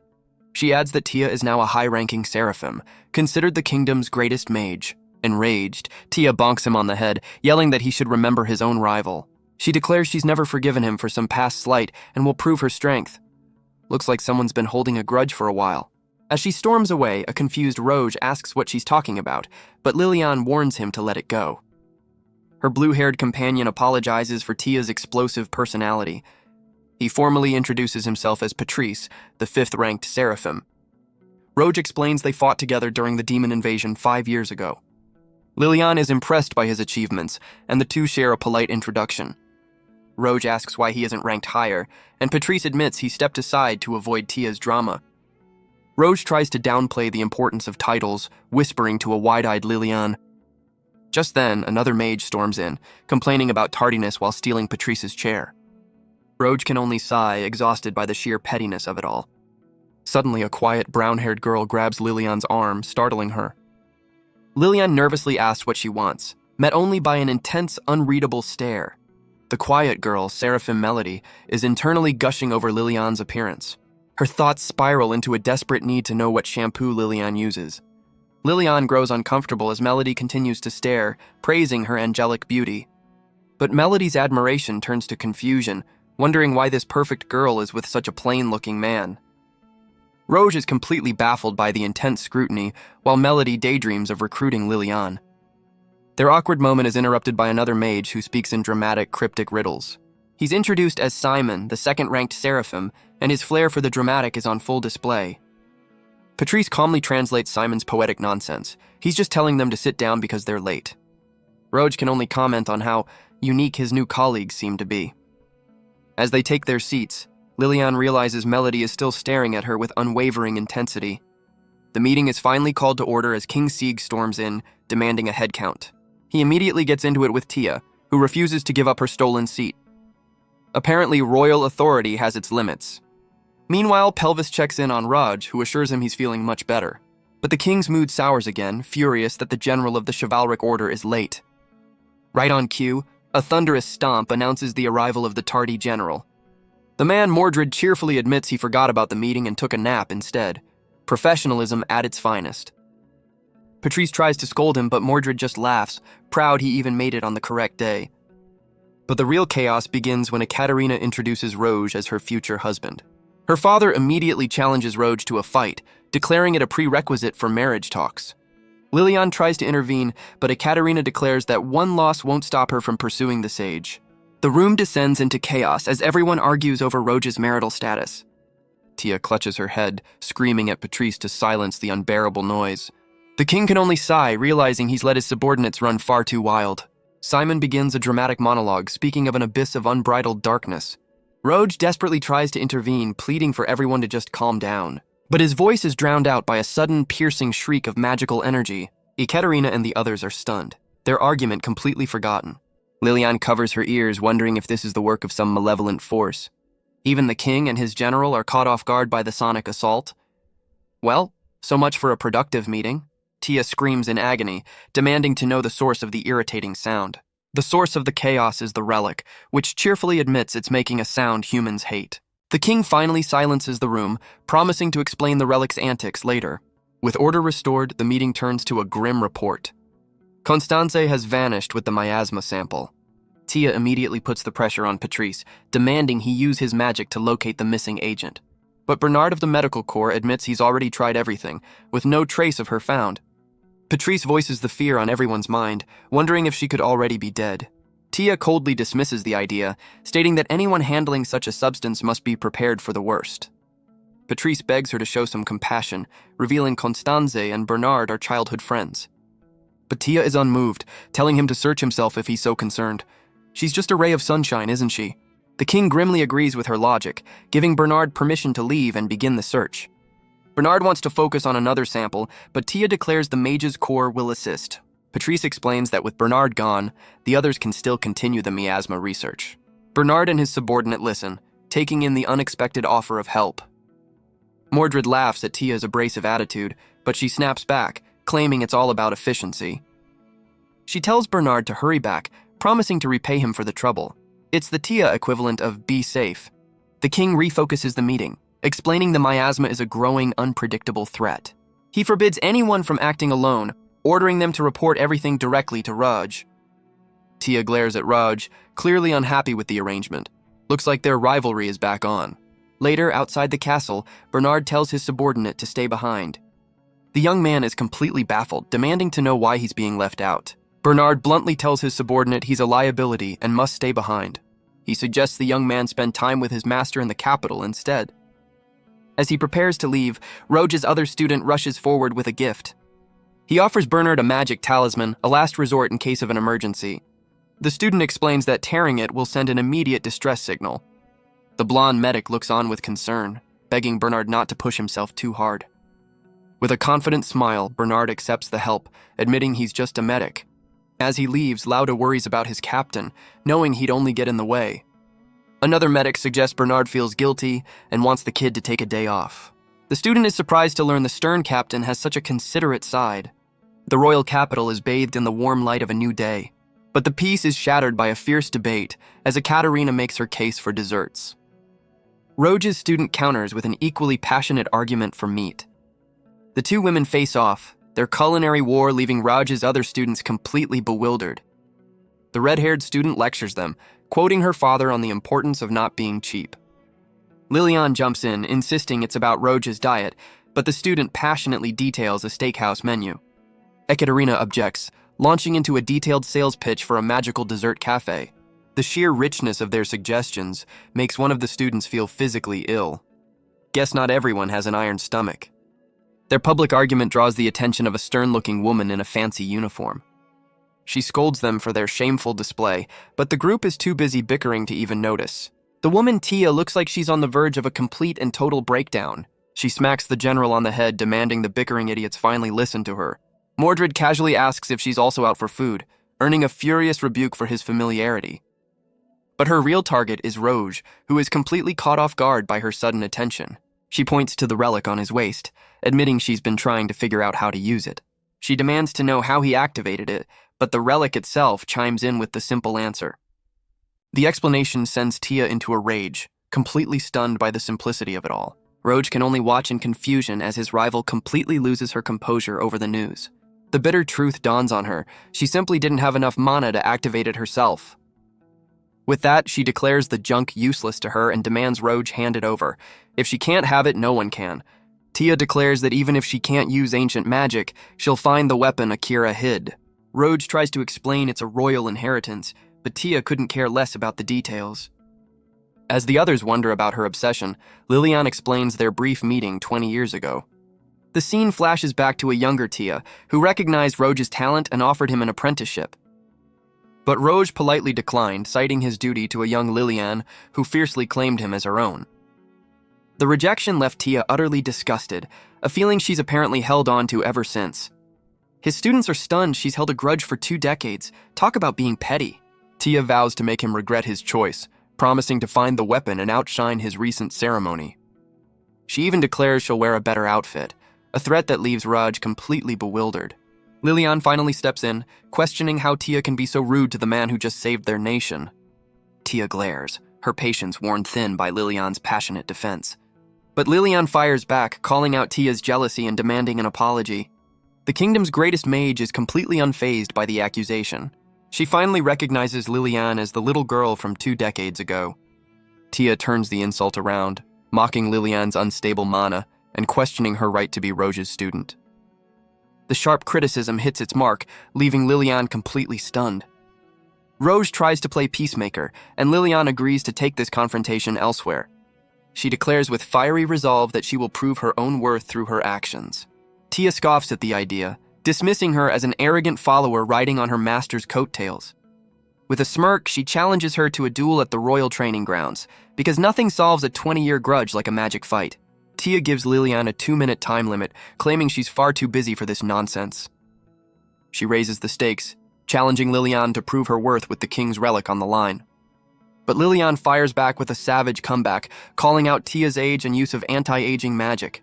The insult hits its mark, leaving Tia flustered as Roge watches his student's temper flare. Mordred eggs them on, hoping for some pre-dinner entertainment. Talk about a supportive colleague. Roge watches the captain, trying to get a read on the kingdom's supposed strongest mage. But they're not alone, as a cloaked figure observes from the shadows, intrigued by Tia's magic. The mysterious observer keeps their distance, their motives completely unknown. Elsewhere, another spectator wonders who would win in a fight between the two powerful mages. Roge's students debate the outcome, agreeing that titles mean nothing when it comes to true skill. One of Roge's students explains that a mage's path is defined by their unique mana. He notes that Lilian's potential allows her to use a wide variety of magic without limits. In contrast, they realize Tia's raw mana is surprisingly low for someone of her rank. But her stern expression makes it clear that raw power isn't everything. Tia declares the match is no contest, offering Lilian a 2-minute handicap. The terms are simple. If Lilian can block her attack, Tia will acknowledge her strength. With a casual flick of her staff, the kingdom's greatest mage prepares to begin. She instantly summons a massive spectral dragon, its power stunning Lilian with its speed. Roge's students can only watch in horror as the overwhelming spell materializes. But just as the dragon's breath hits, Lilian erects an all-attribute barrier to meet it head-on. But Lilian reinforces her defense, unleashing a powerful Trinity spell to hold the line. She grits her teeth, the sheer force of the attack pushing her to her absolute limit. The students recognize the S-rank spell, fearing Lilian's mana will be drained in seconds. But one of them recalls a crucial detail about the kingdom's greatest mage. He remembers hearing Tia evacuated an entire region, a feat that should be impossible with her mana levels. The others realize her strength isn't from raw potential, but from decades of relentless refinement. With a final explosive crack, Lilian's barrier shatters into 1,000,000 pieces. Tia seems impressed, but she's far from finished with her demonstration. She unleashes a new spell, summoning 4 different elemental magic circles at once. Talk about multitasking. Lilian stares in disbelief, stunned that anyone could wield so many attributes simultaneously. The elemental spells converge, a relentless barrage of pure, overwhelming power. The students can't believe the speed, realizing this is a whole different level of combat. Lilian fires back with a concentrated blast of light, meeting the assault head-on. But Tia just smirks, warning her that destroying one spell won't stop the storm. Lilian strains against the onslaught, her own magic barely holding its ground. Tia reveals her secret. She honed her skills to perfection, overcoming her low mana potential through sheer efficiency. The students realize she's achieved a level of control that's only been theorized, a feat requiring unimaginable training. The relic chimes in, confirming that Tia's power comes from one simple thing. It was nothing more than pure, unadulterated, straightforward effort. She silenced everyone who ever doubted her, and now she's come to silence Lilian. Her words are a direct challenge to Lilian, and even to Raj. She declares that her refined skill makes her superior to anyone who relies on raw power. Even Ekaterina admits Lilian is fighting well, but predicts she'll eventually be overwhelmed. The relic points out that Tia's level of control is so precise, she could likely decipher ancient grimoires. Roge realizes that his rival was once on the verge of following in his own footsteps. Just then, Patrice arrives, drawn by the commotion of the duel. He explains that while Tia mastered the theory of ancient magic, she lacked the mana to wield it. Roge listens intently, finally understanding the source of her deep-seated frustration. For all her skill, Tia was born with a limitation she could never overcome through effort alone. With a manic grin, Tia taunts Lilian, reminding her that time is running out. Tia mocks Lilian, questioning if she can even find an opening to fight back. But Lilian has a trump card, unleashing a powerful ancient magic spell. The sudden surge of power leaves Tia completely stunned. Roge's students can't believe it, wondering if she's mastered the lost art. The relic clarifies that this is her very first attempt, making the feat even more impressive. Tia quickly throws up a defensive barrier, preparing for a massive impact. But her eyes widen again as she realizes something is wrong. The ancient magic isn't a direct attack, but a diversion. A simple C-rank icicle spell materializes right in front of her, a complete surprise. Lilian smirks, revealing she can cast 2 spells at once, a trick Tia never saw coming. The icicle hangs in the air as Tia points out that the 2 minutes are officially up. Lilian stands her ground as the Seraphim reluctantly concedes the point. But she offers one final test, a newly perfected spell to show her respect. Lilian is completely caught off guard by the sudden escalation of their duel.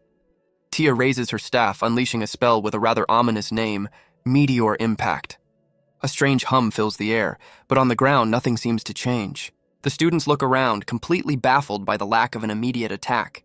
But one of them realizes the threat isn't coming from in front of them. High above, a single point of light appears in the darkening sky. The students' faces drain of color as they realize she's summoned an actual meteorite. Well, that's one way to end an argument. The meteorite screams through the atmosphere as Tia challenges Lilian to stop it. Mordred casually offers to step in if she fails, a very relaxed offer for an extinction-level event. Patrice panics, screaming that this is treason, while the students agree this is way worse than a golem attack. Roge tries to intervene, but Ekaterina physically holds him back. She reminds him that Lilian is fighting to defend his honor. Ekaterina's words hit home, forcing Roge to question his protective instincts. He realizes his immediate impulse is always to shield her from harm. But he understands this is a battle she must fight on her own. Lilian admits to herself that she's no match for the kingdom's greatest mage. But despite the impossible odds, she raises her staff, ready to face the heavens. She knows she needs her highest level magic to even stand a chance. A celestial archer of pure light materializes, drawing back a divine arrow.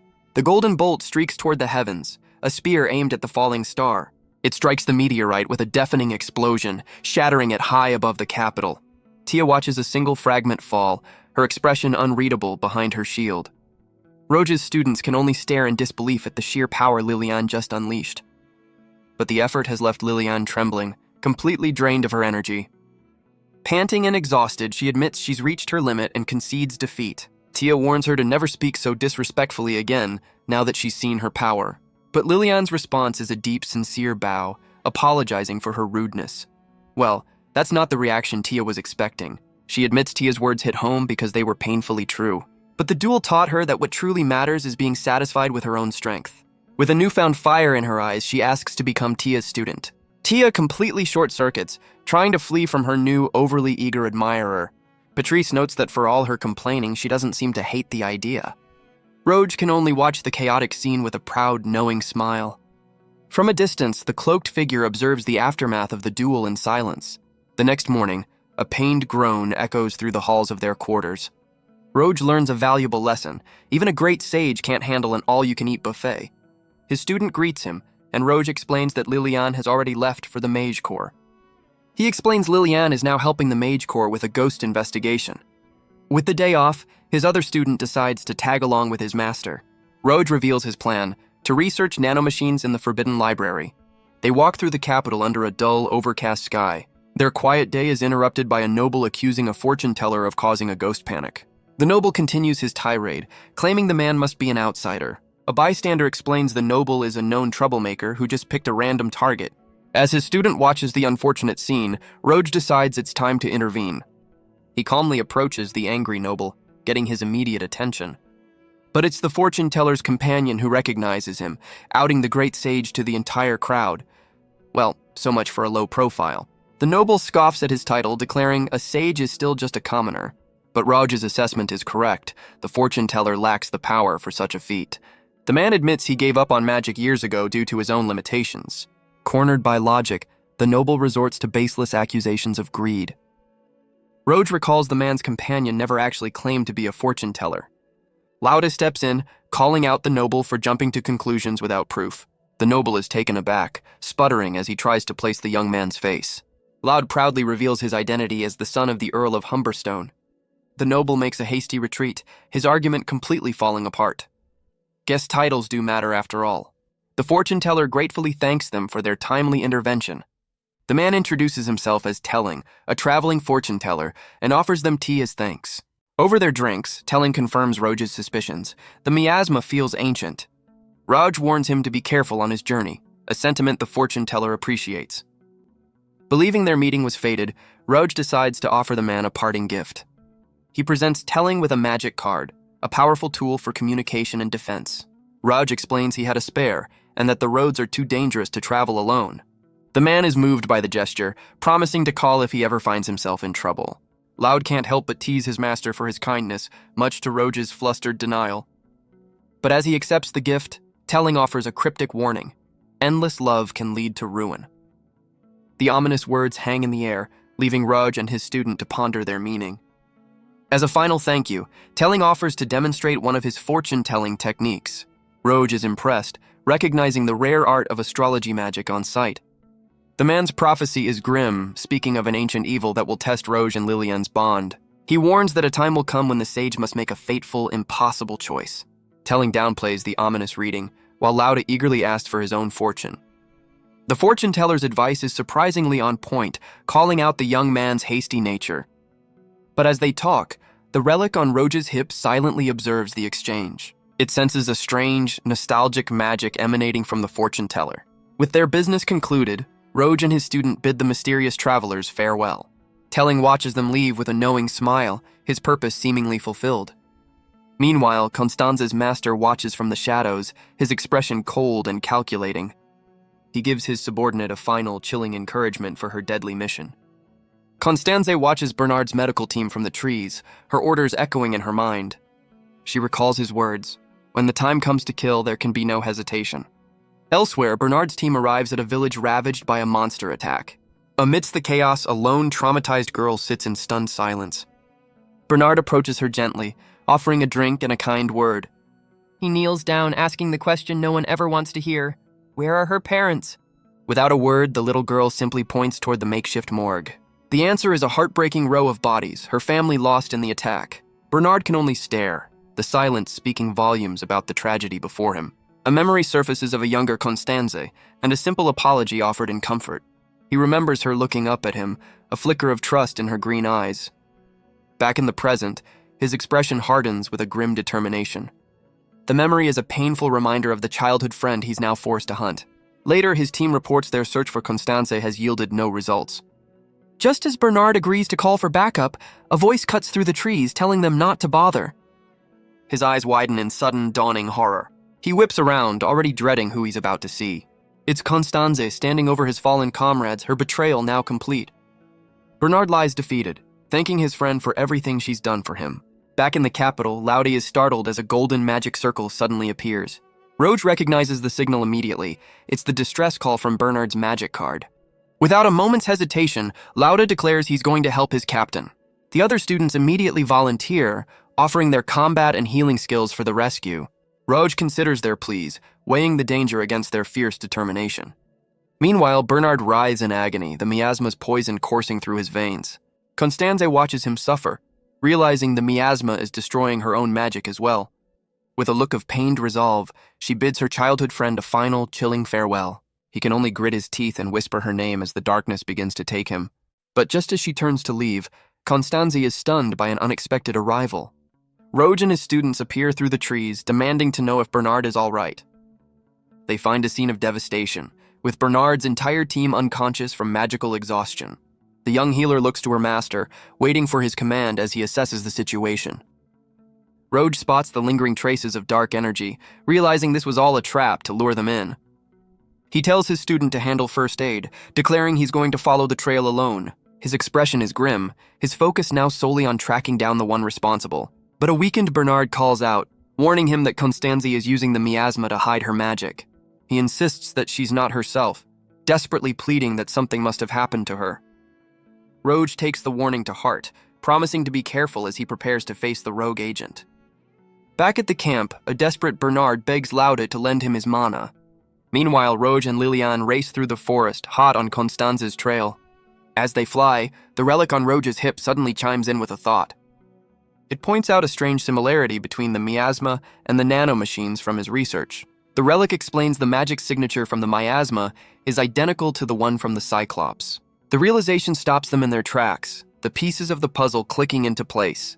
Just ahead, they spot Constanze standing alone in a clearing, shrouded in dark energy. She turns to face them, offering a calm greeting that feels completely out of place. Well, this is an awkward reunion. Liliane wastes no time demanding to know why she betrayed Bernard and the medical corps. But Constanze's answer is cryptic, simply saying she had her reasons for the attack. But Constanze suddenly cries out, clutching her head in agony. A sinister voice echoes in her mind, scolding her for failing her mission. The miasma erupts around her head as she screams, begging for forgiveness. Rouge and Liliane can only watch, wondering who she could possibly be talking to. The relic reveals the horrifying truth. Nanomachines are eroding her very mind. It recalls a memory from its data of another who used nanomachines in this way. The face of her master appears, a man with a cold, calculating smile. So this is the guy pulling the strings. Her eyes snap open, glowing a menacing red as she falls completely under his control. With a manic grin, she lunges forward, ready to finish the job her master started. She moves with blinding speed, unleashing 2 powerful spells without even a wand. Rouge throws up a desperate barrier, knowing he can't afford a single mistake. But Constanze's miasma-fueled punch shatters his defense with contemptuous ease. The sheer force of the impact sends both Rouge and Liliane flying back. Rouge feels a sharp phantom pain as if he's just been stabbed. Liliane steps up to protect her master, unleashing a powerful magna impact. But her spell fizzles out, the magic circle failing to fully deploy. Constanze lets out a chilling, triumphant laugh, her red eyes glowing with madness. She counters with a barrage of spells, her corrupted power on full display. Liliane can only stare in horror, completely overwhelmed by the relentless assault. Back at the camp, a recovering Bernard looks on with Laude, sensing the battle's intensity. Laude desperately tries to hold Bernard back, warning him not to be reckless in his condition. In the forest clearing, the dust settles, revealing Rouge and Liliane on the ground. Rouge rushes to Liliane's side, who apologizes, confused as to why her magic failed. He realizes with a jolt that his own power feels unstable as well. His mind flashes back to his barrier shattering, wondering how it could have been so weak. Across the field, Constanze stands perfectly still, the calm center of the storm. Rouge looks down, sensing his own magical power is rapidly weakening. Liliane confirms she feels the same, struggling to control her abilities as Rouge connects the dots. He suddenly recalls the sharp phantom pain he felt just moments before. He finally sees them, transparent needles of pure magic piercing his arm. Well, that's one way to get acupuncture. Constanze confirms their suspicions, mockingly praising her own precise handiwork.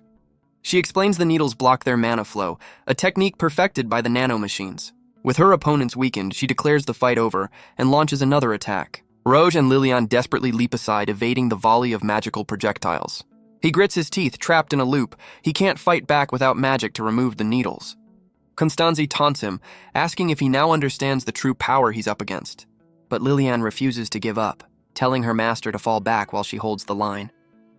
She pleads with him to trust her, her eyes burning with a familiar fiery resolve. Rouge is taken aback by her sudden command, seeing the determination in her face.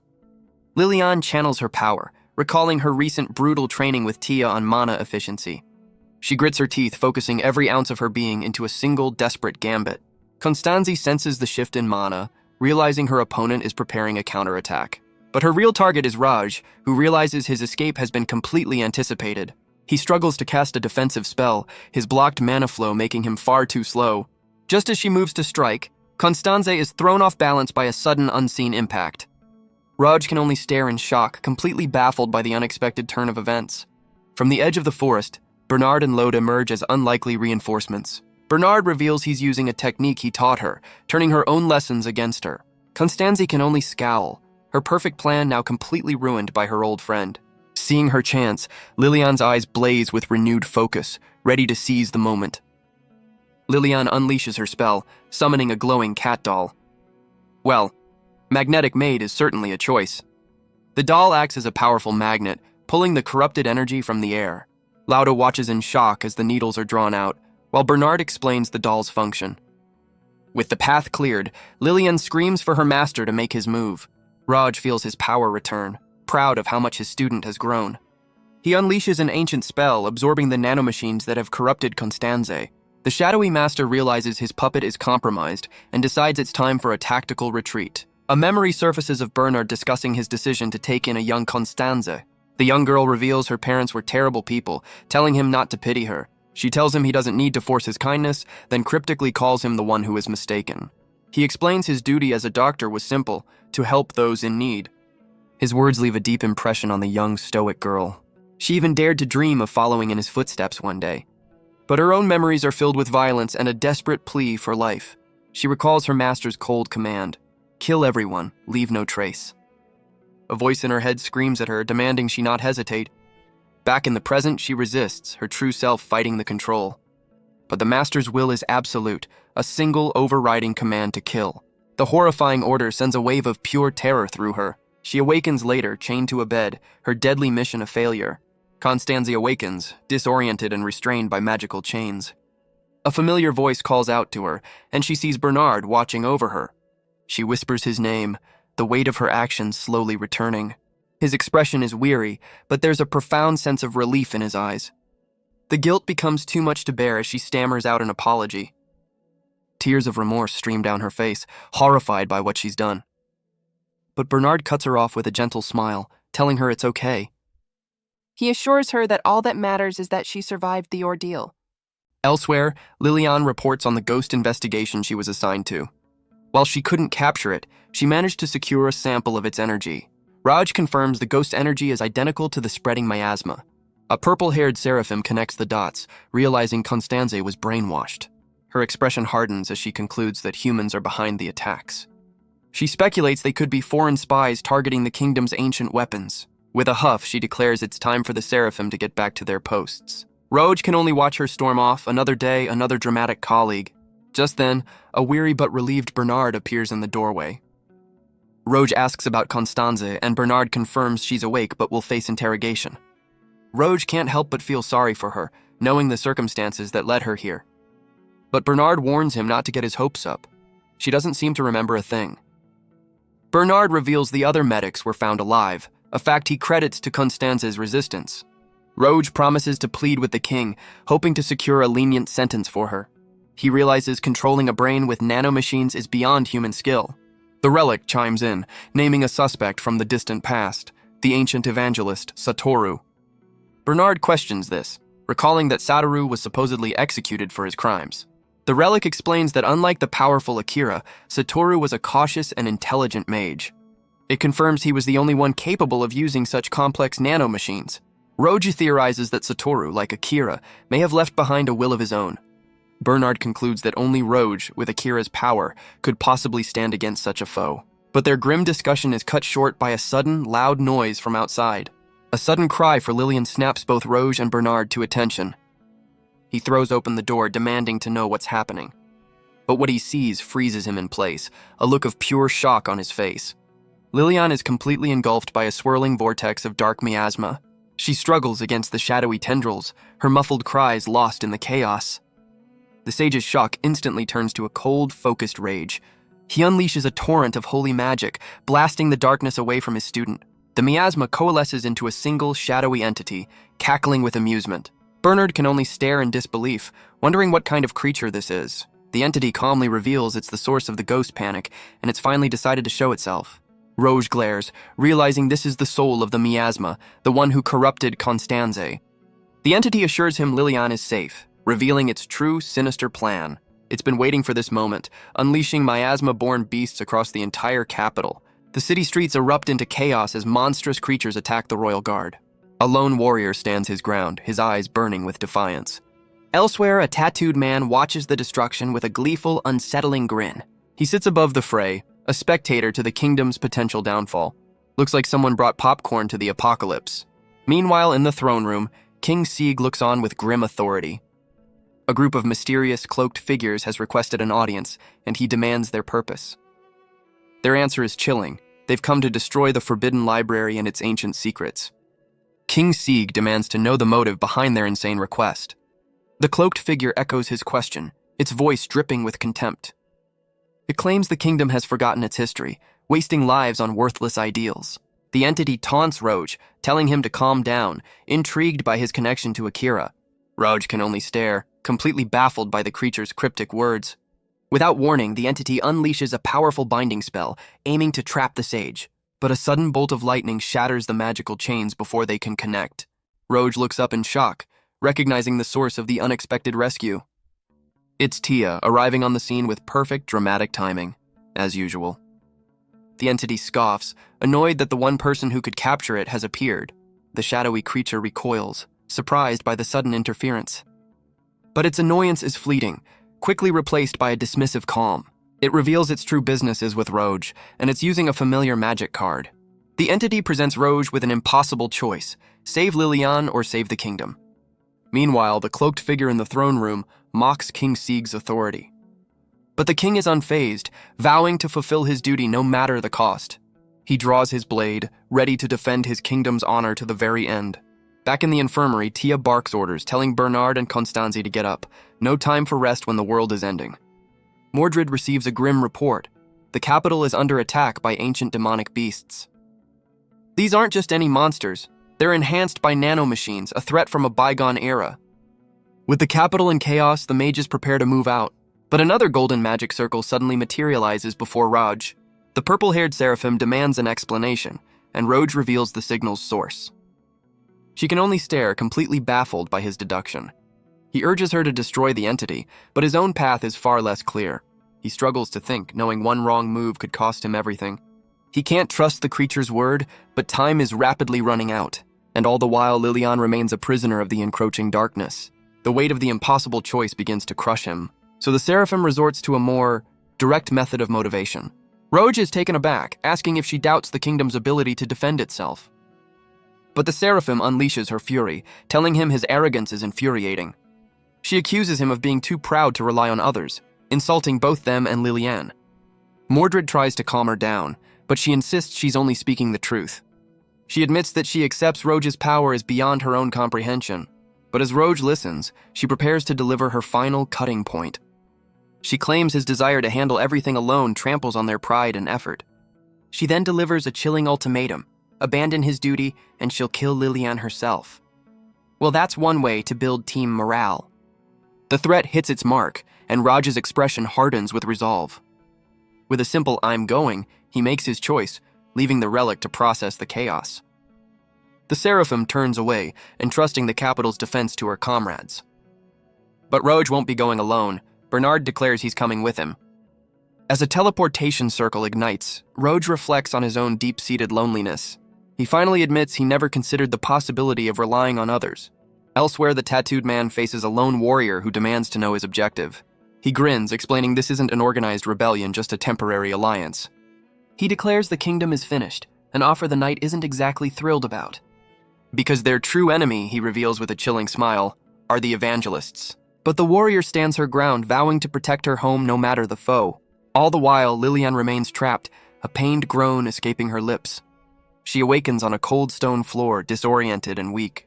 Lilian finds herself in a vast, empty hall, completely alone. The lingering effects of the miasma leave her feeling drained and powerless. She looks down to see dark tendrils wrapped around her arm, siphoning her mana. She tries to focus, to gather what little strength she has left. But without her wand, she knows she's not skilled enough to cast complex spells. A calm voice greets her and her eyes snap open in surprise. A man shrouded in miasma stands before her, the source of her capture. She asks if he's another victim, another puppet like Constanze. But he just smiles, revealing he's the mastermind behind all the chaos. He admits he introduced himself as Telling, but now he'll reveal his true name. His name is Satoru, one of the evangelists who descended 2 millennia ago. He then asks for her assistance with his inspection, a clear and chilling threat. Meanwhile, Roj follows the signal, arriving in a desolate, rocky canyon. He finds the shattered remains of the magic card he gave away. It's the very same one he gave to Telling, confirming this was all a setup. The relic on his hip points out a strange gate hidden in the mountainside. Roj looks up to find a massive door of ancient, forgotten technology. The relic confirms it's made of the same material, a remnant of Satoru's civilization. Without warning, the massive doors slide open, beckoning him inside. Roj steps inside, noting the lack of barriers and deciding to proceed with caution. He's immediately forced to dodge as a figure drops down from above, ready for a fight. Elsewhere, Lilian questions Satoru's identity, struggling to believe he's the ancient evangelist. Satoru calmly tells her not to worry about the details, dismissing his own history as trivial. He assures her he just wants to talk, but Lilian recalls that Satoru was supposedly executed. The ancient mage admits that's what the history books say, a fact he finds deeply disappointing. He begins to tell the tale of two children who descended upon the world 2 millennia ago, Akira and Satoru. He explains that Akira was a benevolent hero, while his own ideology was fundamentally different. The official story claims Satoru turned against the people and was eventually executed for his crimes. Akira then sealed away the most dangerous weapons, leaving his legacy to the royal family. History is written by the victors after all. Satoru scoffs, calling the official history a ridiculous insult to them both. He reveals they were once just children who loved to learn and gather knowledge. But their genius was exploited to create weapons, and they were killed when they became inconvenient. He recalls the moment he awoke in this strange new world. Lying in a field, he stared up at an unfamiliar sky. A familiar voice called out to him, and he turned to see Akira. His friend was there beside him, just as lost and confused as he was. The two boys lay in the grass, their bond unbroken even after death. Against all odds, they realized they were alive once more. They had been reincarnated into a primitive world, but one that held an incredible secret: magic. Satoru explains their dynamic. Akira had raw power while he had precise control. As they traveled, their fame grew, eventually earning them an invitation to the castle. Satoru recalls his excitement, believing the kingdom's resources could finally create their nanomachines. He discovered the nature of miasma, seeing its potential for weapon development. But Akira questioned his friend's obsession with creating weapons. He urged Satoru to let go of the past and simply enjoy their new lives. Satoru listened, his own ambitions simmering beneath the surface. Akira dreamed of becoming a great magician who could save everyone. A noble goal, if a bit naive. But Satoru's eyes held a different, colder ambition. He agreed on the surface, but his true thoughts were a dark secret. He reveals his true desire: to gain enough power to protect their lives. As time passed, Akira used his magic generously, finding joy in helping others. The simple gratitude of the people was all the reward he ever needed. Meanwhile, Satoru continued his own research, preparing to protect his friend. He was playing the long game, his intentions hidden behind a calm facade. But Akira's generosity came at a cost. His constant use of magic was draining him. Satoru learned that his friend was suffering from chronic mana exhaustion. He went before the king, pleading for Akira to be given time to rest and recover. But the king's response was not what he expected, his tone cold and dismissive. He declared that as mages of the king, their power was his to spend as he saw fit. What a great boss. The king reveals his true ambition: to use Akira's power for world domination. He cruelly reminds Satoru that he owes his entire position to his friend's talent. Defeated and dismissed, Satoru walks away down the empty castle hall. He stops at a doorway, his expression hardening with a quiet, simmering anger. Inside, he finds Akira, who should be resting, diligently writing in a book. Akira greets him cheerfully, but Satoru is frantic with worry for his friend's health. But Akira just smiles, proudly showing off his latest project, a grimoire. He explains the king requested it, a way to pass his magic on to future generations. The grim reality dawns on Satoru. Akira knows he's dying. As Satoru thinks of how his own research could save him, he makes a desperate plea. They must leave this kingdom. But Akira is confused, asking why they would ever leave. Satoru lays out the cold, hard truth. The king is using them as tools for conquest. He points out this is exactly what happened to them in their previous life. But Akira argues that for the first time, he feels truly loved by the people. With tears in his eyes, he clutches the grimoire, refusing to abandon the country he's grown to love. Satoru can only watch, his heart breaking for his friend's misplaced loyalty. Satoru's story takes a dark turn. Akira died just 2 weeks later. Sent to the front lines, the final battle drained the last of his life force. Satoru's rage explodes, disgusted that corrupt rulers would use his friend's legacy for their own gain. He then made a vow. His nanomachines would watch, and if Akira's magic was ever misused, he would return. He delivered a chilling ultimatum: touch Akira's legacy and he would burn the kingdom to the ground.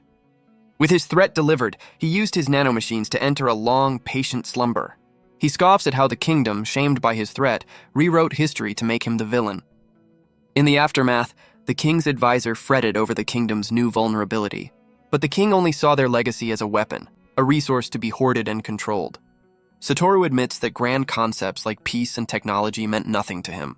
His true desire was something far simpler, embodied by Akira's bright smile. All he ever wanted was to live a quiet life, laughing alongside his only friend. But Akira chose to love a country that would only exploit him, even after his death. And now, 2 millennia later, he sees that same legacy being tarnished once more. Satoru's rage solidifies into a cold, final decision. He declares the people of Dulga have broken their promise to him. Lilian defends her master, but Satoru reveals he's been watching them. He lists their deeds, admitting Roge is a good man, but a naive one. He has no trust for a kingdom that rewrites history and forgets its heroes. The thought of Akira's legacy in the hands of the unworthy fills him with fury. He declares his mission to reclaim his friend's stolen dignity. But Lilian refuses to accept his version of the story. Guess he didn't expect a debate from his hostage. She argues that Akira chose his path freely, protecting what he loved. She insists Akira's goal was to build a future, not to be a weapon. Satoru coldly dismisses her argument, claiming she has no right to an opinion. He reveals the true purpose of his story, to make her mind vulnerable to his nanomachines. Lilian's eyes widen in horror as she realizes she's being psychologically broken down. Meanwhile, Roge races through an ancient metallic corridor, determined to reach her. The relic suggests the endless hallway is an illusion, urging a moment of caution. But Roge's analysis is cut short by a sudden, approaching threat. Monstrous beasts materialize from thin air, blocking his path with crackling energy. Roge grits his teeth, realizing he can't just speedrun his way to the final boss. He unleashes a powerful blast of light, incinerating the creatures in a single decisive strike. With the path cleared, he presses forward, his resolve completely unshaken. Roge blazes past a terrified figure, not even breaking his stride. The man can't believe it, wondering how his monster traps were destroyed so instantly. He panics, realizing failure means death at the hands of his new boss, Satoru. His real plan was to betray Satoru and steal an ancient weapon for himself. But his scheming is cut short as Roge appears right behind him, asking about the traps. The man hits the deck, stammering out a pathetic excuse about being a hostage. Roge isn't buying it for a second, calling him out for his obvious greed. He asks the relic how he knew, and it bluntly replies it was written all over the guy's face. Well, so much for subtlety, but the man's fear is quickly replaced by avarice as he spots the ancient relic. He unleashes his trump card, a bounty bomb, hoping to take down the sage. Roge interrogates his new upside-down captive, demanding to know where Lilian is. The man realizes he's completely outmatched, already plotting his next double cross. But Roge has no time for games, and his impatience quickly breaks the man's resolve. The relic calls out his sudden change of heart, much to the man's comical frustration. He tries to bargain, offering to sell out his boss for the right price. But Roge isn't interested in making a deal and simply turns to leave. He coldly reminds the man that he's in a hurry, leaving no room for negotiation. With all his leverage gone, the man finally cracks, begging for his life. Guess that's Plan C. He reveals the name of his master, the ancient evangelist, Satoru. The man confirms he's seen Satoru using the very nanomachines Roge has been researching. But the man suddenly cries out, dark energy erupting around him. He clutches his head, screaming in agony as the miasma consumes him. Roge recognizes the symptoms immediately, the same ones from Wakeno Village. The man realizes Satoru's nanomachines are punishing him for his betrayal. But Roge intervenes, casting a spell to absorb the corrupted nanomachines. The traitor can only watch in tearful disbelief as the pain subsides. With a simple healing spell, Roge frees him from his bonds completely. Without another word, Roge turns to continue his search, leaving the man behind. But the man calls out, and Roge turns back, his patience wearing thin. He asks why he was saved, and Roge simply states he holds no grudge. Guess he's just a really forgiving guy. The man is baffled, asking why Roge would spare someone who could just attack him again. Roge's simple reply that he'd just fight back leaves the traitor completely stunned. His mind flashes back, recalling a life where mercy was a weakness to be exploited. He remembers a past filled with violence, where survival meant taking what you could. A time when kindness was a foreign concept and every day was a fight for his life. Overwhelmed by a compassion he's never known, the man finally chooses a new path. He reveals the truth. This entire facility is a massive illusion, a trap with no exit. More importantly, Lilian isn't here. He offers Roge the real coordinates to her location. Meanwhile, back in the capital, Satoru's promised destruction has already begun. Tia is on the front lines, barking orders and trying to evacuate the citizens amidst the chaos. A soldier delivers a frantic report. The knights are being overwhelmed by an endless horde. Tia listens, annoyed by the news that the monsters seem to be spawning infinitely. With the capital burning, there's no room for hesitation. She gives a chilling order. Tell the knights to hold their ground until the very end. Her expression is grim, the weight of her command settling heavily upon her. Back in the illusionary facility, Roge prepares to teleport using the new coordinates. But the traitor he spared stops him. reflecting on a life where he was never loved. He admits he's only ever fought for himself, questioning Roj's desperate rush.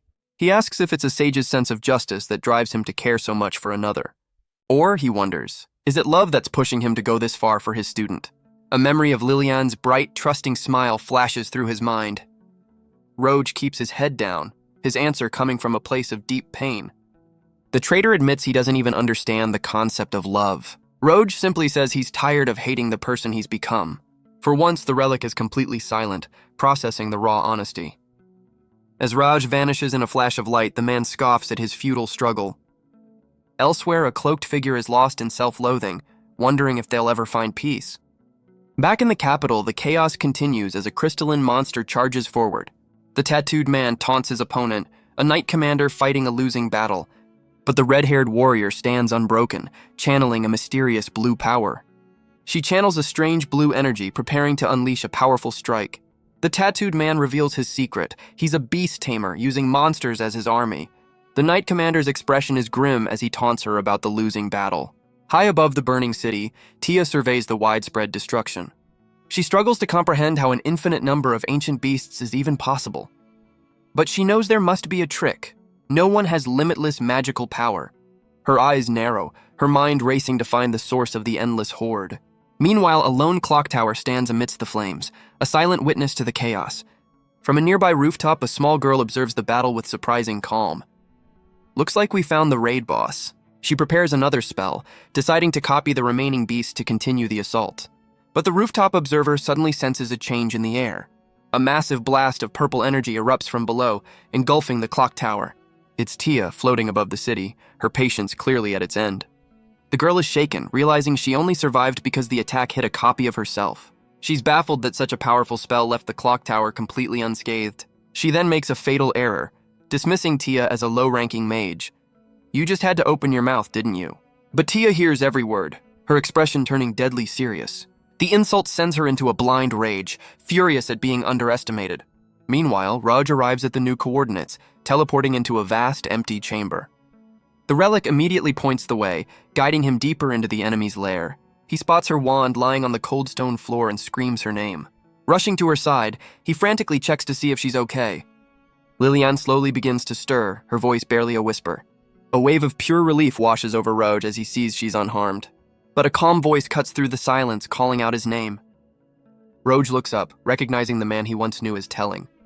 He corrects himself, now knowing the man's true identity, the ancient evangelist. Satoru calmly acknowledges that Roj has finally put the pieces together. He correctly guesses that Gilles, the traitor, must have spilled the beans. Well, that guy's loyalty didn't last long. Satoru's voice echoes as he prepares to reintroduce himself properly. He formally introduces himself as Satoru, one of the ancient evangelists. The relic confirms his identity, wondering how he could have survived for so long. Satoru boasts about his nanomachines, a perfect fusion of science and magic. He explains his goal was to create magic that didn't require mana at all. But Raj changes the subject, asking about the strange device on his hip. Satoru correctly identifies it as an ancient relic, clearly not of this era. Roj finds it strange that Satoru doesn't recognize his own era's technology. The realization dawns on him, it must be a legacy left by Akira. The relic explains it serves Roj now, a choice Satoru finds typical of his old friend. Satoru simply declares he'll destroy it, proving that even ancient AIs have a survival instinct. Satoru reveals his chilling goal, to erase all traces of ancient magic. Roj realizes this means destroying the entire country, but Satoru's threat is far more personal. The sheer murderous intent radiating from the evangelist is enough to make Raj break a sweat. He grips his staff, trapped between the need to fight and the fear of the battle ahead. He questions if he even has the power to stand against a being of Satoru's caliber. But a familiar voice cuts through his doubt, pulling him back to the present. Lilian struggles to her feet, wand in hand, ready to defend her master. Satoru watches with a faint smile, noting how much Raj reminds him of Akira. Raj immediately tells her to stand down, urging her to teleport to safety. But Satoru interrupts, posing a question that hangs heavy in the air. Raj can only stare, calling out her name in complete disbelief. Satoru's voice cuts in, his interest piqued by the boy's unwavering resolve. The scene flashes back to a much younger Roj, his face set with fierce determination. He's practicing magic from a book, a memory from his humble beginnings. Satoru's narration turns dark, wondering if he should have stolen Akira's legacy sooner. The story shifts to Roge's past, recalling how he found a magician's discarded autobiography. The book sparked his imagination, opening his eyes to the possibilities of magic. Back then, he was just a poor boy, often skipping his duties to visit the academy. He would run through the streets, clutching the book, ignoring the doubts of those around him. He explains that in his youth, being a mage was an unpopular and difficult path. He recalls that a mage's power was believed to decline with age, forcing most to retire by 30. The kingdom of Dolga had a shallow history of magic, with little knowledge compared to other nations. Their only magic academy was barely scraping by, propped up by foreign support. Inside, the privileged learned, destined for the Royal Mage Corps, a world away from a poor commoner. But even so, the young boy couldn't look away, completely captivated by the spectacle. He would practice in secret, the simple joy of casting a spell being its own reward. Years later, he stood before the Royal Mage Corps, hoping to take their entrance exam. But his lack of formal education earned him nothing but scorn from the dismissive examiner. With a final angry shout, the gate was slammed shut in his face. So much for an open-door policy. Rejected and dejected, he realized his only path forward was to join the Adventurers Guild.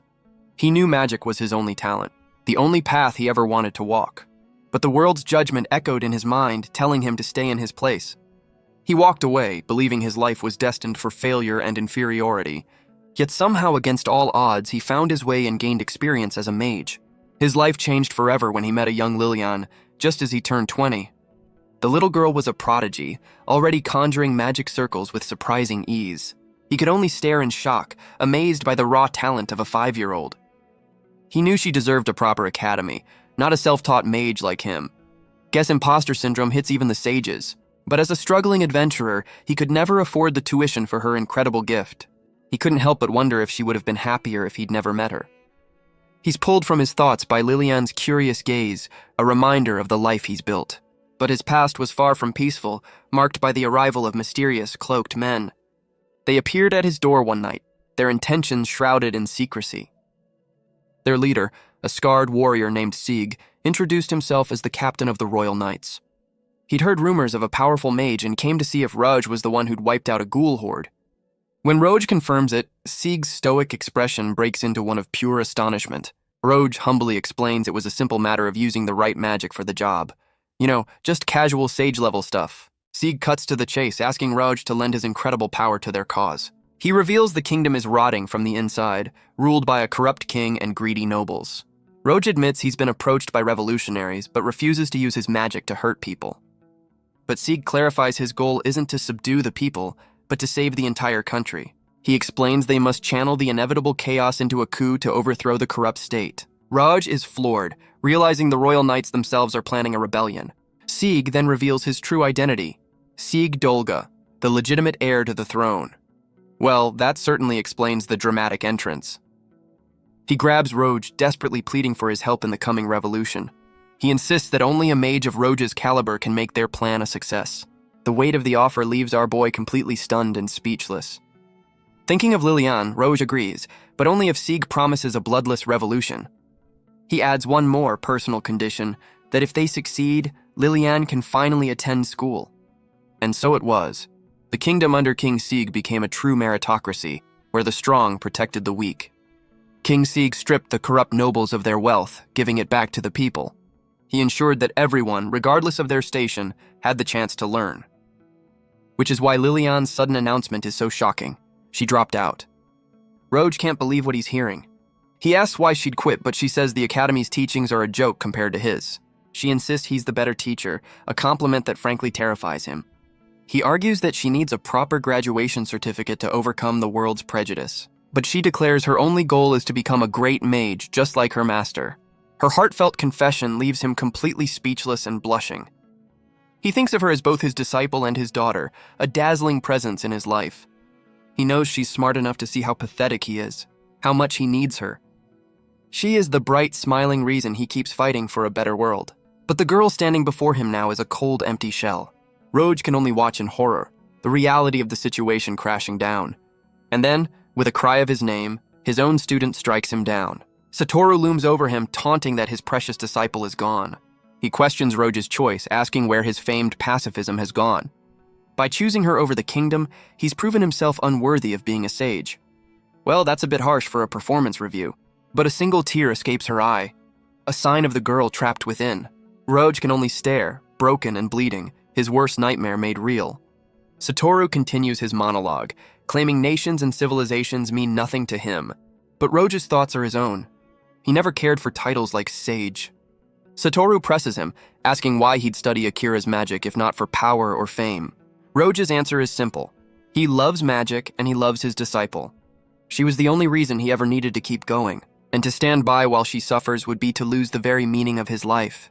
The raw conviction in Roj's eyes seems to give Satoru pause. He's reminded of Akira, who poured that same love into a country that betrayed him. Satoru's confusion turns to disgust, accusing Roj of abandoning his duty for selfish reasons. He looks down on the bleeding sage, unable to comprehend his choice. Talk about a toxic ex-best friend. Roj's gaze hardens, sweat beating on his temple as he finds his resolve. A memory of Lilian's confession echoes in his mind, a beacon from a brighter time. But the girl before him now speaks with a hollow voice, borrowing words that aren't her own. And with a desperate cry, Raj echoes her words, his own love laid bare in the face of despair.